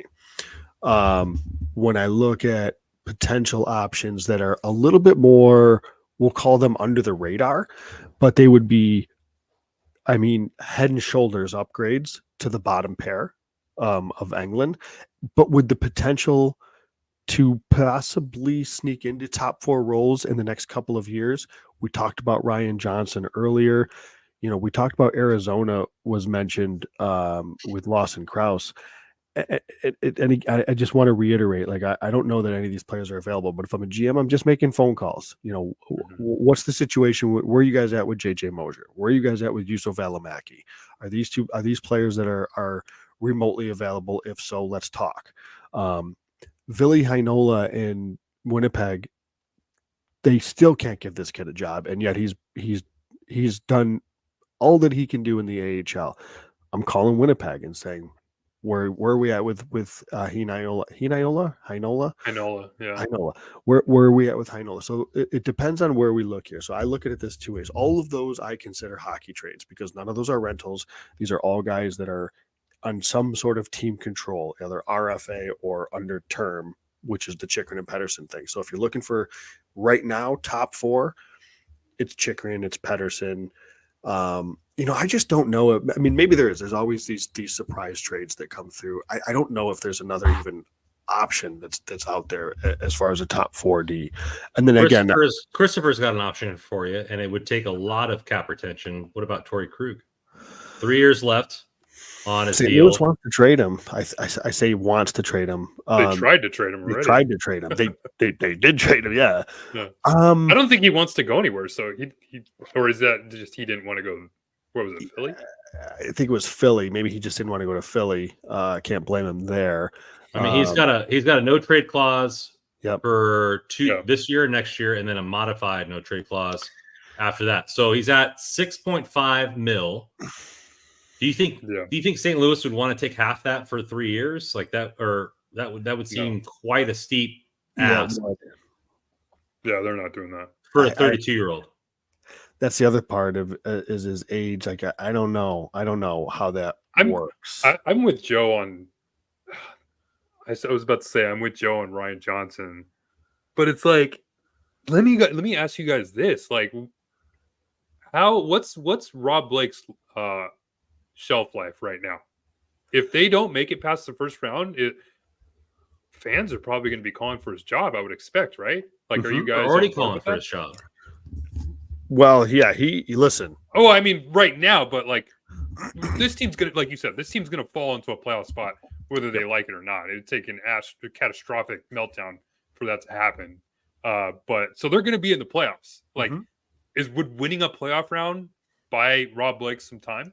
Yes, I think so too. Yes, especially if they beat Edmonton, hypothetically, or beat one of these, big dog teams. Yeah, I think it does.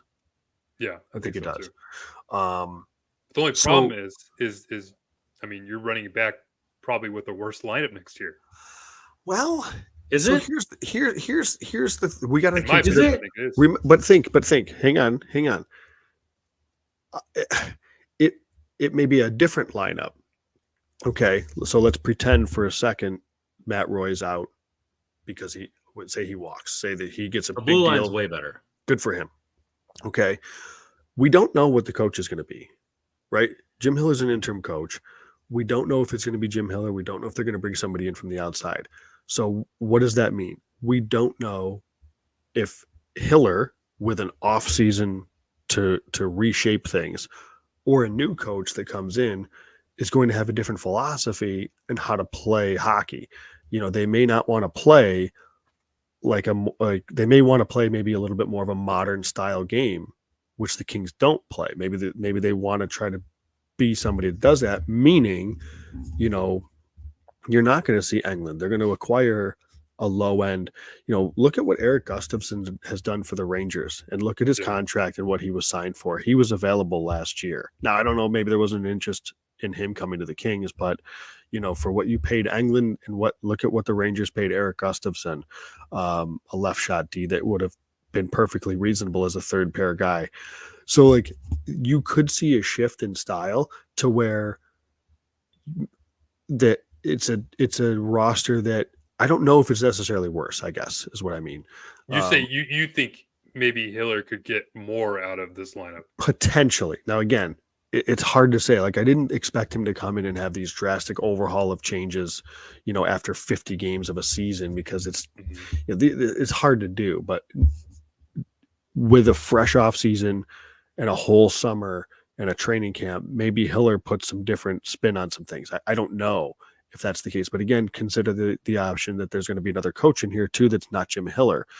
And maybe they want to play things a little bit differently. Now, the flip side to that is if Rob Blake is doing the hiring, then maybe Rob Blake, this is how the team is set up. This is how the team is structured. This is maybe a Rob Blake thing, and he wants the team to play a certain way. So he's not going to go with a coach that's like Andrew Burnett, who's going to say, what's defense? So I just think that there's way too many variables at the coaching position that we'll see when it comes to the roster. We'll see. I see what you're saying, Russ, but it's I think it depends on how things align still. And I love what Jim Hiller's done so far, actually. I mean, his in-game kind of adjustments have been outstanding. I mean, we've seen Drew Doughty paired with Brian Clark more than at any point with McClellan, which has been awesome. I mean, we see them out there with Turcotte, Kopitar, and Byfield, which has been, give me more of that. So who knows, like, how much of, like, Hiller, I understand where you're coming from, because who knows how much he's being reined in by some of Rob Blake's maybe strategy in terms of how he wants to see the team being played. But hey, who knows? If Rob Blake's still around next year, I would expect Jim Hiller to be the coach. I don't know how much ownership would give him the freedom to go out and say, hey, we'll give you $3 or $4 or $5 million to go out and get a brand new, like, high-end head coach that's been there before. I'm sure they're going to be like, okay, well, Hiller's the guy. I would assume if Rob Blake's still around, they've won a playoff round. So Hiller's most likely got some success there. So keep him around for another year or two and see if he can get a little bit more of the players he has now. But I think I'm gonna spout that a little different direction here.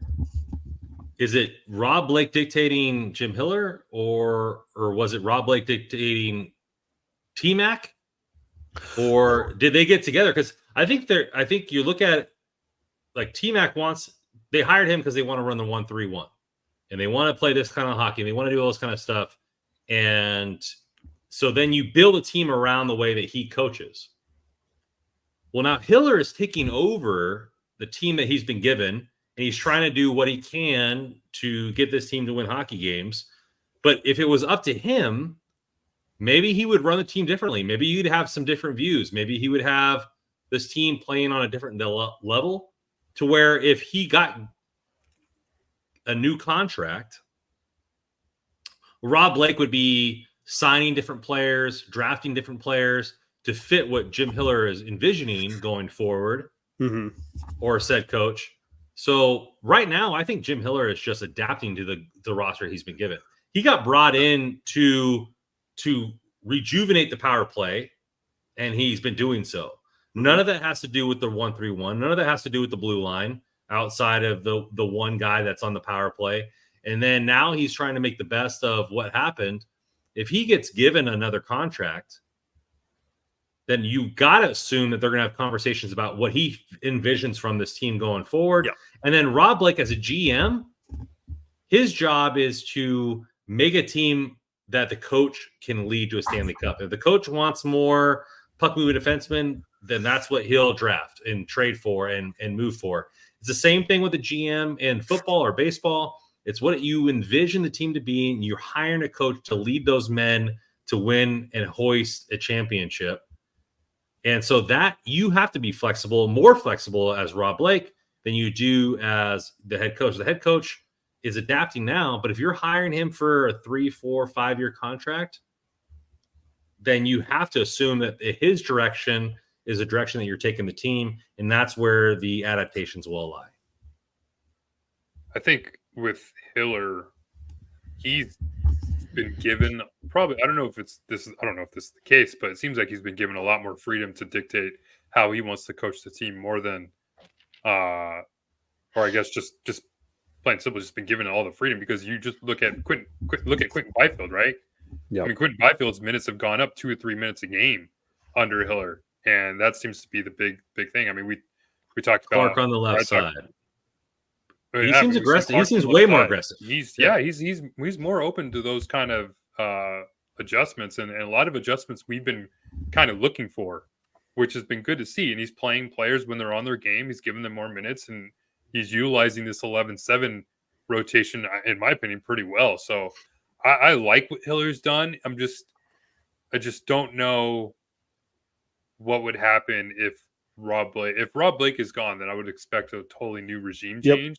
Yep. And if he ends up staying, I would expect Hiller to stay maybe for 1 or maybe 2 years, because who knows how much of a leash Rob Blake's going to have at that point. Dictate. Yeah, success will dictate that. Exactly. Well, 100%. If Rob Blake's fired, then the new GM's going to want to bring in their own coach. But yeah. So let's get into the pipes here, because that's the last little segment we got before getting out of here. We got a couple of ads here. They already signed Aaron Dell. We talked about Jacob Ingham earlier. Obviously, he's not going to be a Kings guy this year. So they seem like they've solidified the 3 goalies that they're going to be able to use during the playoffs. Now, obviously, you can move some guy out, bring a guy in. Some names have been talked about: Martin Jones, Kevin Lehkonen, and Linus Ullmark. Boston goalies, which always astounds me. Let me just say this. Everybody's like, oh, we should go trade for a Boston goalie because they have 2 great ones. Well, Boston knows they have 2 great ones, and they don't want to trade them away just because they can. But he's always out there. The name's out there.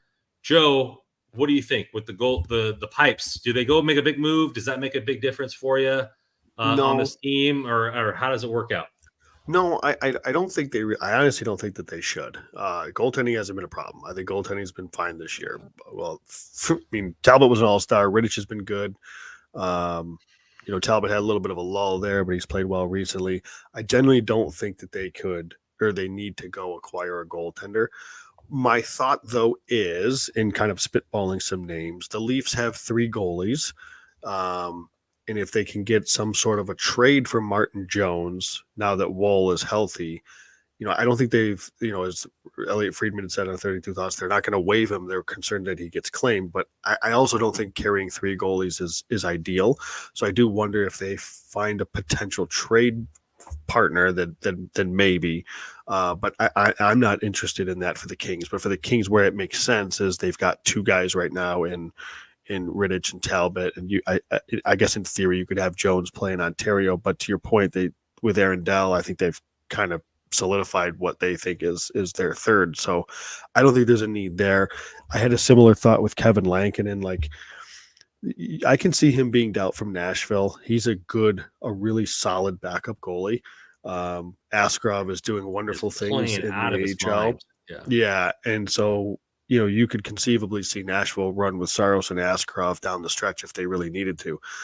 The thing with first round goalie, by the way, Joe, first round goalie. I know still rather. It's your kryptonite there, buddy. Well, he hasn't done it in the NHL yet. Let's see that happen first. First, let's see this happen. OC Steve coming in with a $2 tinfoil hat for the win. Love the win it. Here. Tinfoil hat, OC Steve. Thank you very much. The thing with Ullmark is, you're right, Brandon. Like, they don't have to necessarily trade him. This is not a bad problem, I guess, to have 2 great goalies. But unlike before, when you had Bergeron and Krejci and their roster was a little bit more well-rounded, they made the trades for Orlov and Hathaway at the deadline last year. Like, they got some holes. This team needs help. If Ullmark frees up something, whether the trade for Ullmark brings in assets to trade, or that just brings in help in the immediate in some sort of a hockey trade, then I think I can very much see that making sense for Boston, because Ullmark for Crosby. Like, you figure, again, tis the season, so you're throwing out kind of ideas and stuff and whatever, and it's like the tinfoil hat is still on. for the Yeah. win, by the way. Would Kings fans be open to a Matt Roy for Linus Allmark type of trade? Now, obviously, there's gonna have to be more involved there, but like the money is pretty close, if I recall, and Allmark would solve the goalie, quote unquote, solve the goalie, quote unquote, problem, which I don't think it's a problem for this year and also next year. He's under contract for another year at, again, 1 year at a goalie price is not that bad. I mean, I don't want to sign these guys for long term. So like if you are somebody who believes goaltending is an issue, which I don't, is that where the Roy trade? Because again, I've said before, I'm not selling Roy. 5 Roy's and a 5. hockey trade. Okay. So Roy's a hockey trade for me. Roy has to be a hockey trade. I don't necessarily do it because I don't believe goaltending is an issue, but I throw it to you guys. Does something So it like would that? have to be Allmark, Grunstrom, Allmark, Kaliev, and whatever, or no, Roy, Kaliev, and a pick maybe for Allmark. That's what it would have to be because Okay. Roy's making 3, Allmark is making 5, so you gotta make that up somehow. That's kind of what it would have to be to get it over, unless you get a third party. Or, And you may need to deal either Talbot or Riddick in that deal because Boston is now going to need a backup goalie. True, yes. So again, I'm not saying I do it because my feelings on goalies, and honestly, like I don't see the issue in goaltending right now for the Kings. So what say you, Russ? Yeah, I'm steering as far away from a goaltender as possible, to be honest with you. Agreed. Yeah, I know you probably agree with me there. Talbot's been all right. He's been much better, I feel like, the last few games. Yep. He looks really good, I thought, against Vancouver Yep. last night. So that was encouraging. Riddick hasn't really fallen off really at all. So still seems to be that decent backup option. And I would expect Cam Talbot to probably be the playoff game 1 starter come to this point. So, and I'm actually really encouraged by the play of Eric Portillo in the AHL, which has actually been, I mean, for a pro or first year pro, the transition is usually not as easy for goaltenders. So to see, I mean, just let me read you his stats: 16-8-3. He's got 2 shutouts. His goals against average is 2.38 and a save percentage of 923. I mean, you think about it, Pretty he's good. going to be 20. He's going to be 24 years old at the start of season next year. So, I mean, if you're looking at possibly dumpster diving with bringing back a Riddick or Talbot on a 1-year deal, I wouldn't be opposed to having Portillo be the backup option, to be honest with you, just to start the year and see how things go. So, I mean, I'm totally fine with where the Kings are in terms of in net. I don't think they need to go out and grab a big name goaltender, even in the offseason. I'm totally cool with just signing another, doing what they did this year, and hey, give Portillo a decent shot, and maybe he could be the third option, be that David Riddick option, say like we had this year with Copley going down, or last year with Peterson being traded. So I think they're fine in that. Blake's plan of going, knowing what he was going to need to do to get in goal because of the Dubois deal, and knowing how cheap he was going to go, which we're on board with that. That's one of the master strokes that he did. I mean, he's gotten really good goaltending for dirt cheap. That's exactly how you should try to find a way to do it. The unfortunate side of things is the Dubois part of that deal has been a little bit of a slow burn, if you will. But like the concept and the idea, I think, is sound. So I know he will catch heat, and that is his job's on the line for that Dubois deal. But I subscribe to it still, and I think the goaltending strategy was very well done. Mm-hmm. Yeah, Well, Devo I mean, mentioning Hampton Slakinski too, who's been outstanding, and I'm looking forward to his college career next year. I know we missed out on one guy here on the left shot D, and it can only happen if we sell or keep our pick. It's Cole Hudson, Lane Hudson's brother, number 24 overall prospect, puck moving defenseman. There you go. That they should have drafted a couple days ago. So there's options there, and I don't think the team's worse next year. I don't, because you look at different upgrades that they can make, or the players themselves upgrade. You look at another year of Clark, another year of Spence, all this kind of stuff like that. The team could get better next year. Ferrier, yeah. I don't subscribe that they're going to be worse. Now, you're saying, how do they replace 65 points? Well, that was 2 years ago. for Victor Arvidsson. We have 4-game 0-point Victor Arvidsson this year, and is back. So like, are we able to move 2 that points. or He's got use 2 that? points. Oh, 2 He's got points. 2 Okay. points. Sorry, VA. Apologies. Your 2 points are very worth their points. But I just think that man, for me it's tough to see. And as a fan, do I want to see the team go all in and like, let's make a push, let's get excited, let's make some big moves, let's get Busnevich and Chikrin, and let's just empty the farm and whatnot? Yes, I would love to see that, because that is making a move. That's going for it. Hey, we think all these guys are going to come back. We're making these moves. We're going to load this team up from front to back. Love to see it. But what I would think that the Kings are going to do, they're going to make a middling move or no move at all.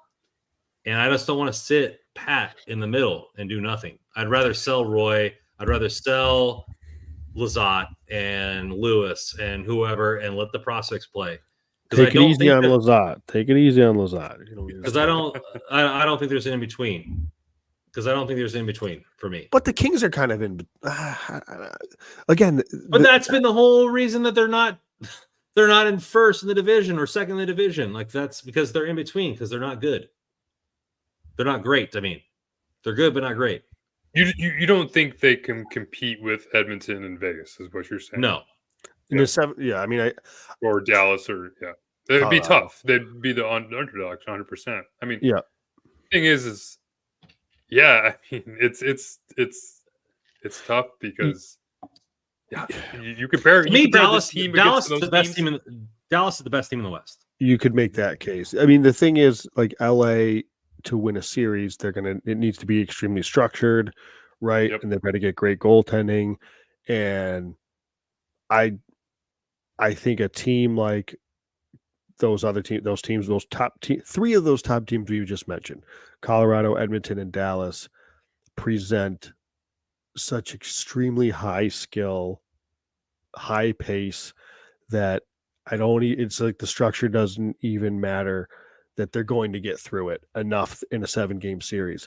Vegas is still interesting. And listen, I love the Noah Hannafin ad, and I love the Anthony Mantha ad, but the way that they play at least matches up a lot more with Los Angeles. And I think that if there's a team that LA can possibly knock off, I do think it's Vegas. But is all that worth a one? Sorry, they would play them only if either we're the 2 and 3 seed and Edmonton drops off. Yeah, that would be the only way we play Vegas. Or the second round, maybe. But the second round. But it could. Yeah, I mean, it's still like, I still think it's possible. It's definitely possible with the points. Yeah, we're gonna end up facing Edmonton again. I'm just pretty much accepted our fate. It's just what's going to happen, unfortunately. I just don't want to do that again. Like, I just don't want to be middling again. And I know that we had so much aspirations, and my brothers haven't even watched a hockey game like a month, because they're nervous about what was expected to start the season and where we're at now. Expected Kings hockey was, hey, we're making a big move. We're making, we're going to be cup contenders, all this kind of stuff like that, or we're going to win multiple rounds. And now we're on the same boat. Like, what are we? And for me, if it's what are we, I'm out. If you're not telling me what we are, I'm out. So, like, trade Arvidsson, trade whoever. Like, let's move on. Let's retool. The offseason, there's going to be UFAs, RFAs, trades to be made, all this kind of stuff like that. Let Rob Blake or whatever GM they're going to hire come in and make those moves. But last thing I want to do is do nothing.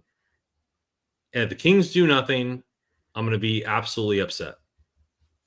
Period. But that's the thing too, is Rob Blake's made this bet. This is we've said it. Mm-hmm. I asked you guys, is this, if he doesn't make it past the first round, is he gone? I would assume a lot of people would say so. Yeah. So if that's the case, then if I'm Blake, I'm trying to do whatever I can to upgrade this roster.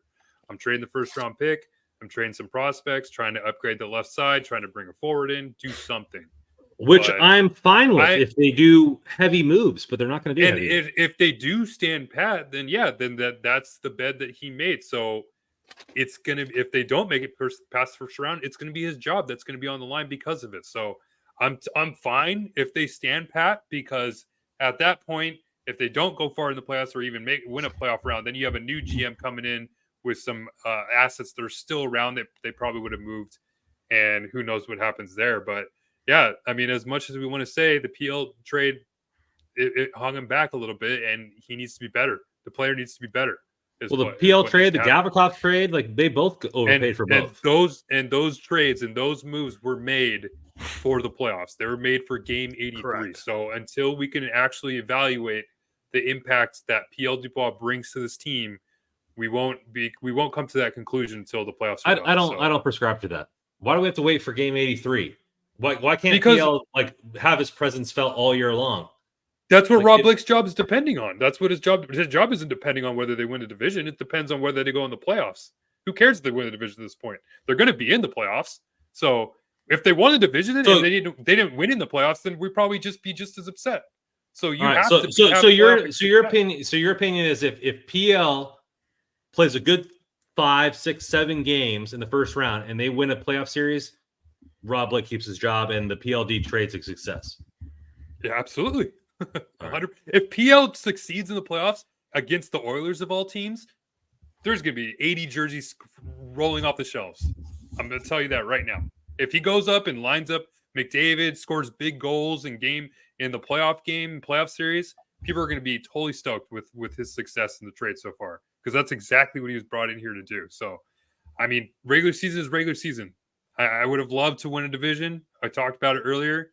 Kings haven't won a division since '93. That's not going to be the case. If they win a playoff round, I'll be a much happier person in that point. Joe, help me. I think I hate to say it, Randy, but I think he built this team for the playoffs. He built this team. That's why he got Dubois. That's why Englund has been around, because I think he's like, what if we need to get bigger and stronger? Like, again, they had Edler on the left side last year, which is a little interesting because I think they went away from that in one game and paired up Dursey and Walker because Edler was so bad. So obviously Blake didn't get the hint there that just being big doesn't mean you're good. But I think that's why he's assembled the roster he's got. It's why you have Dubois as 3C. It's why you have Trevor Lewis on the fourth line. It's why you have Anderson, Gavrikov, Englund on the left side. That is a playoff in LA Kings world. That's a playoff built roster. So I obviously have issues with how that's put together, but I agree with Russ. I think that's the point of what we're seeing is it's a playoff roster. So I'm genuinely curious to see, like, I just don't know how you can go and think LD3 is good. Cause like 11-7, which the Kings can't play 11-7. Like, that's not sustainable for a team like the Kings, in my opinion. It's working fine now, and that's great. But obviously, when you get your guys healthy back, they don't need to do that. And so you're back to the 6. And if one of the 6 is Englund, like, he's unplayable against certain teams. And it's like, I don't know how you can not look to upgrade that position, even if that is a marginal upgrade, right? Even if it's to Randon's point, it may be a small deal, but that is an upgrade that needs to happen. Well, they just gave an upgrade. He got a 2-year deal. So, and hey, I know we're at 150, but this is Kings hockey. We're gonna keep it rolling here. We're gonna keep it going here for a little bit longer in all the hypotheticals, because we all care about our team. And if you're on the road tomorrow in LA in the 405 traffic, you got 3 hours to spare. So we're gonna keep it going here. So I think we're at a crossroads with this team. Mm-hmm. You have Kopitar signed for a couple more years. You have Doughty making way more money than he should probably be making, but it was earned because of the cup seasons. You're strapped. You overpaid Gavrikov and probably PLD based on what he's put on paper so far. You guys are talking about a playoff roster, and this team is built down the middle. When we talked about it, I hesitantly agreed with you about PLD. I don't think this team should be shooting for one playoff series win. I know that's the hump that they're at now, and I know that's probably the hump that gives Rob Blake an extension for maybe a year or 2 years. But is that what you guys really want out of this team? Because the core is there for me. We talked about how you need a player to supersede his value, and there's no player in the league that has superseded his value more than Quentin Byfield. And you're not capitalizing on that in a real way. I just don't think this team, if you're not making a real move to capitalize on what QB is putting on the table, you're not making any move. And that's where I'm at here, because really what you need to make the playoffs and you need to win the championships, or either you sell it all out and you sell out the future like the Rams did, like Vegas is trying to do or have done, or you go the getting quality players at a cheap with the Bowen Byroms for Colorado and this and that. So the Kings have had opportunities to do both, but they're not doing both. They're doing nothing. So where does this team making that adjustment? Well, they're doing nothing because they have no money and few assets. Vegas has no money. But they do. Vegas has no assets. Vegas does have money. They have LTIR space. Well, the Kings don't have that. I'll spend my $500 round trip ticket to go puncture somebody's spleen. Well, or hey, Kurt Angle, whatever. Well, I mean, who knows if Mark Stone's going to come back 100% healthy? That would be a huge loss for them. So yeah, until you are able to pull that off, like joking aside, they just can't. Like any donations tonight on the podcast will be put towards my flight. No, I was kidding. they can't. I mean, they have no money, so that it's money in, money out. They do have money. Not really, because not with Kempe. Because what happens if you bring somebody in? What do you do when? How do you make it all fit when you have Kempe come back? We're talking about this team backing into the playoffs,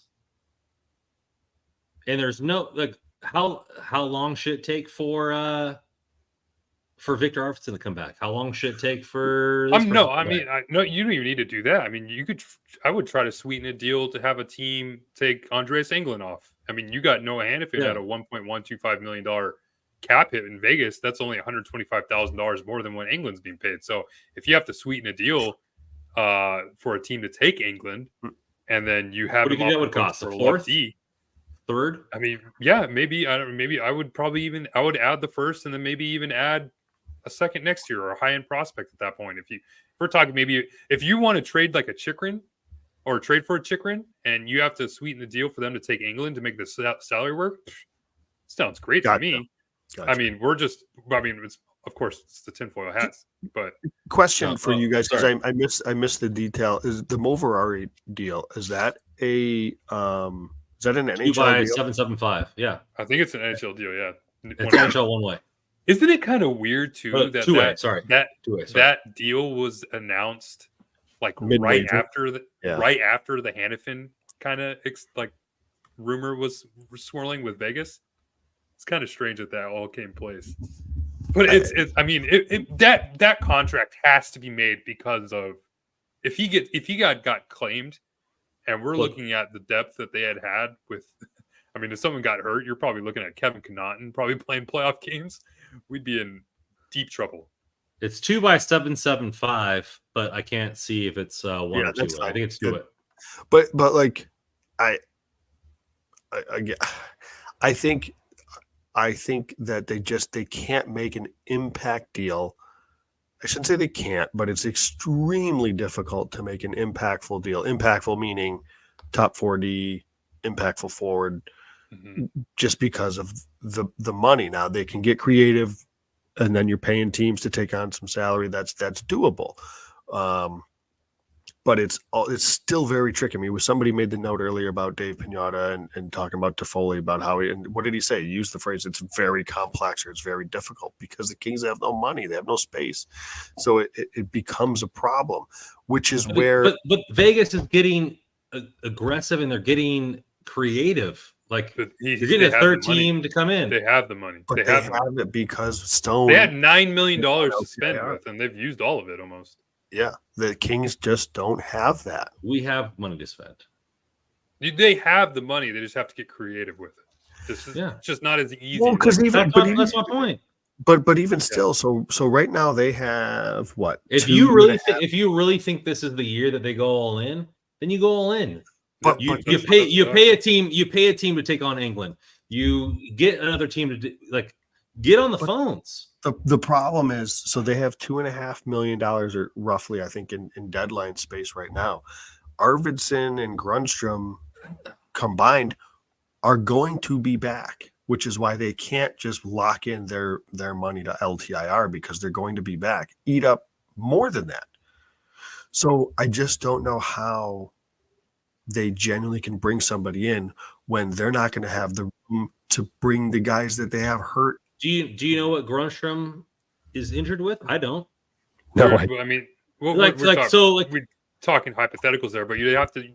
This is what it would have to happen. This is what would have to happen. It have to be money out and money to bring in money. Correct. In. That's the only thing that would be able. That's to happen. where Matt Roy comes in. The Kings can't just send out picks and prospects to bring in a Chikrin. That's not going to happen. So that's why I mentioned you try to have to sweeten the deal in order for a team to take it like an England or somebody like that, because you'd have to figure out a way to get creative. But Brandon, I'm totally with you, man. I want to go. I want the team to go all in. That's why I said I think this roster is better than what they would have next year. So I want Blake to get on the phones, get creative, find some teams that'll make that salary cap hit be 25% of what the contract is. So I'm right with you there. It's just how are you going to get that to work? It's just not going to happen. But I mean, Rob Blake's job. If you're saying that it's not going to happen, then it's not going to happen. It's not conventional. This has got to be Chelsea type stuff where you're oh, the third team takes this gets a Coke machine goes here, a bag of pucks goes over here. That's the type of stuff that needs to be happening. And if they make a big move and they put their peripheral male appendage on the table, I'm okay with that. I'm okay with them making a huge move. But I can't stand if this team just does nothing or stands pat or makes a medial move, or if they trade a first for a rental, I'm going to lose my absolute mind. So that's my thing here. Either you have to go complete gangbusters or you sell. There's no option to do nothing. And that's if the only thing is that they do nothing, but I mean, it's all at that point, it's all going to depend on what they do in the playoffs. If they do nothing and win in the playoffs, we're all going to be happy and jumping for joy at that point. So, I mean, no. What do you mean, no? Yeah, okay. If they win one round, I'm not going to be happy. Okay. I think that buys Rob Blake time. I think it does. I think a playoff round. If Rob Blake doesn't get to the Western Conference Championship, I hope he's fired. I don't hope he's fired. I think he should be fired. Okay.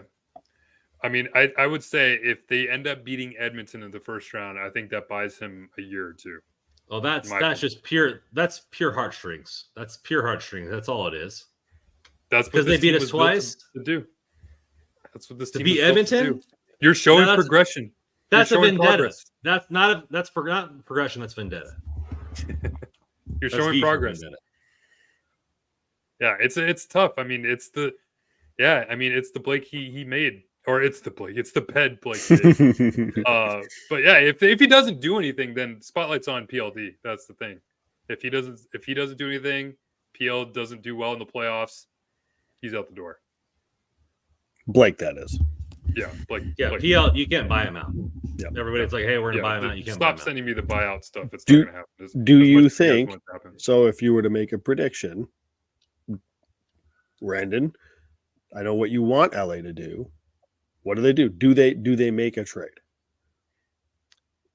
If you want my real opinion, if they do a middling trade, they get outside of the first round, Rob Blake gets fired, and we're talking about how this team can get better in the offseason. That's my prediction. You think they get out or out? Oust. Okay. Out of the first round. Yeah, they lose the first round. Okay. Yeah. Okay. That would be my prediction, because I just don't think he's made some good trades, like Fiala for, to get the Fiala trade, the no signing, all this kind of stuff like that. He's made some good trades. PLD is playing better, King's rule. He is playing better, but I just don't think that, the team played good for a month and a half, almost 2 months full. But all the metrics were this team is just ridiculously lucky. and we're No. getting lucky with. Yeah, they were like shot percentage, like I They're- just don't think they're. I thought they were We scoring were, pretty good rate. yeah, but yeah, now we're what, bottom in the league in shot percentage. So like, where did Yeah. that change? You know, so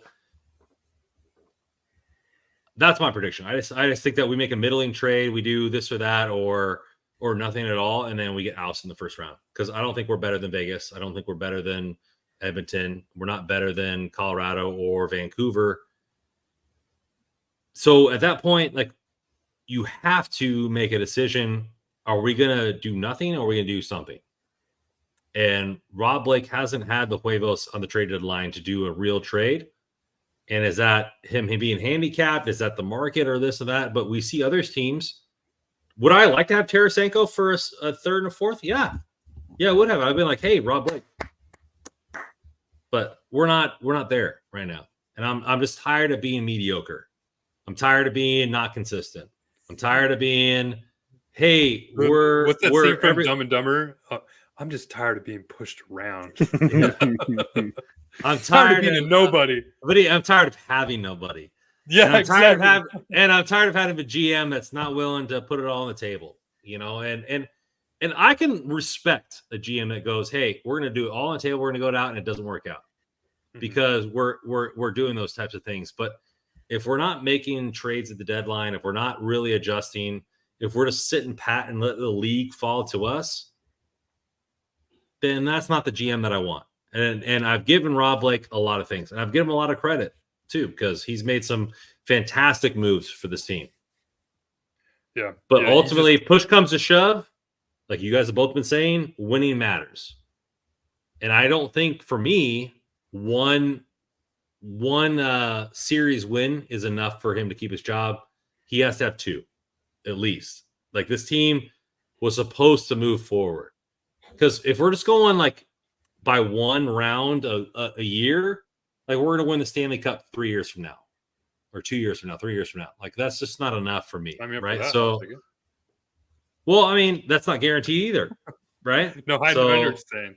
I mean, that's kind of where I go back to my point. And I'll just answer your question, Joe. I mean, yeah, if I'm Rob Blake and this is the time to go for it, then go for it. Then you try to get creative. I understand there's got to be two to tango here, so you can't just trade for whoever he wants to without finding a partner to do it. So I would just hope he finds a way to get creative to make something happen, to find a way to upgrade that left side of the defense. I mean, if he thinks bringing in Tyler Toffoli is the move, then it's not the move I would do, in my opinion. But I understand where he's coming from, and I'm cool with it because it shows that he understands where this team is, which in my opinion is a team that's built to win now, or at least in his opinion is built to win now too, because that's why you go out and make the trade for PLD. That's why you forfeit some of those future assets to bring in a player like that.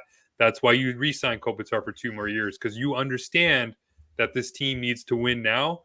And as long as you have Kopitar playing at the level he's playing, you have a chance to do that. So go for it.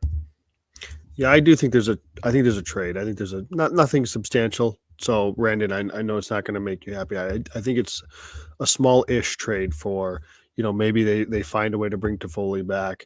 I still think and maybe this is my dumb, like, there's just no way they can keep doing this. I do think they're going to add a D-man. Okay. I don't know if it's going to be an impactful D-man, like a top 4 D-man. I just don't know that is in the cards for a variety of reasons, but like a Troy Stetcher kind of type is what you're thinking, or I sure hope not. But yes, bro, I think like I could see like a freaking Joel Edmondson or something, and I'm just going to get even more upset than I already am. So like that Bergevin's boy. Yeah. So which really doesn't, it kind of scares me how they look at, how they want to fill that part of the roster with I'll be nice, just guys that aren't not that good. It's a little disappointing, but I do think there's a trade again, whether it's a forward, a middle-ish forward, or a D-man, a depth D-man. I am expecting a small trade, but nothing substantial. We'll see.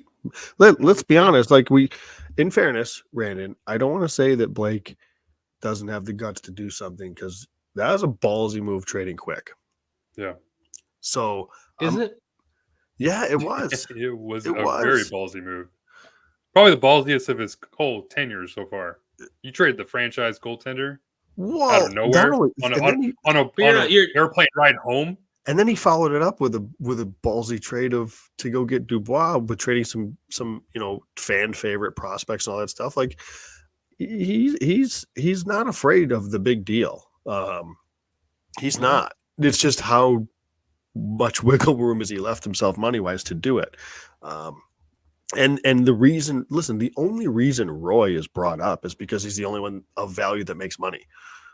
That makes any money. I mean, it's not like a huge contract, but he makes a few $1 million that could open some things up. Like nobody else, like Kaliev doesn't make any money. So to trade Kaliev, you got to bring in somebody that's making like league minimum because there's no, he doesn't have a contract to move. So That's but where the it's retention, in my opinion, that's where the retention fair comes enough. into play. Right. Good call. Yeah.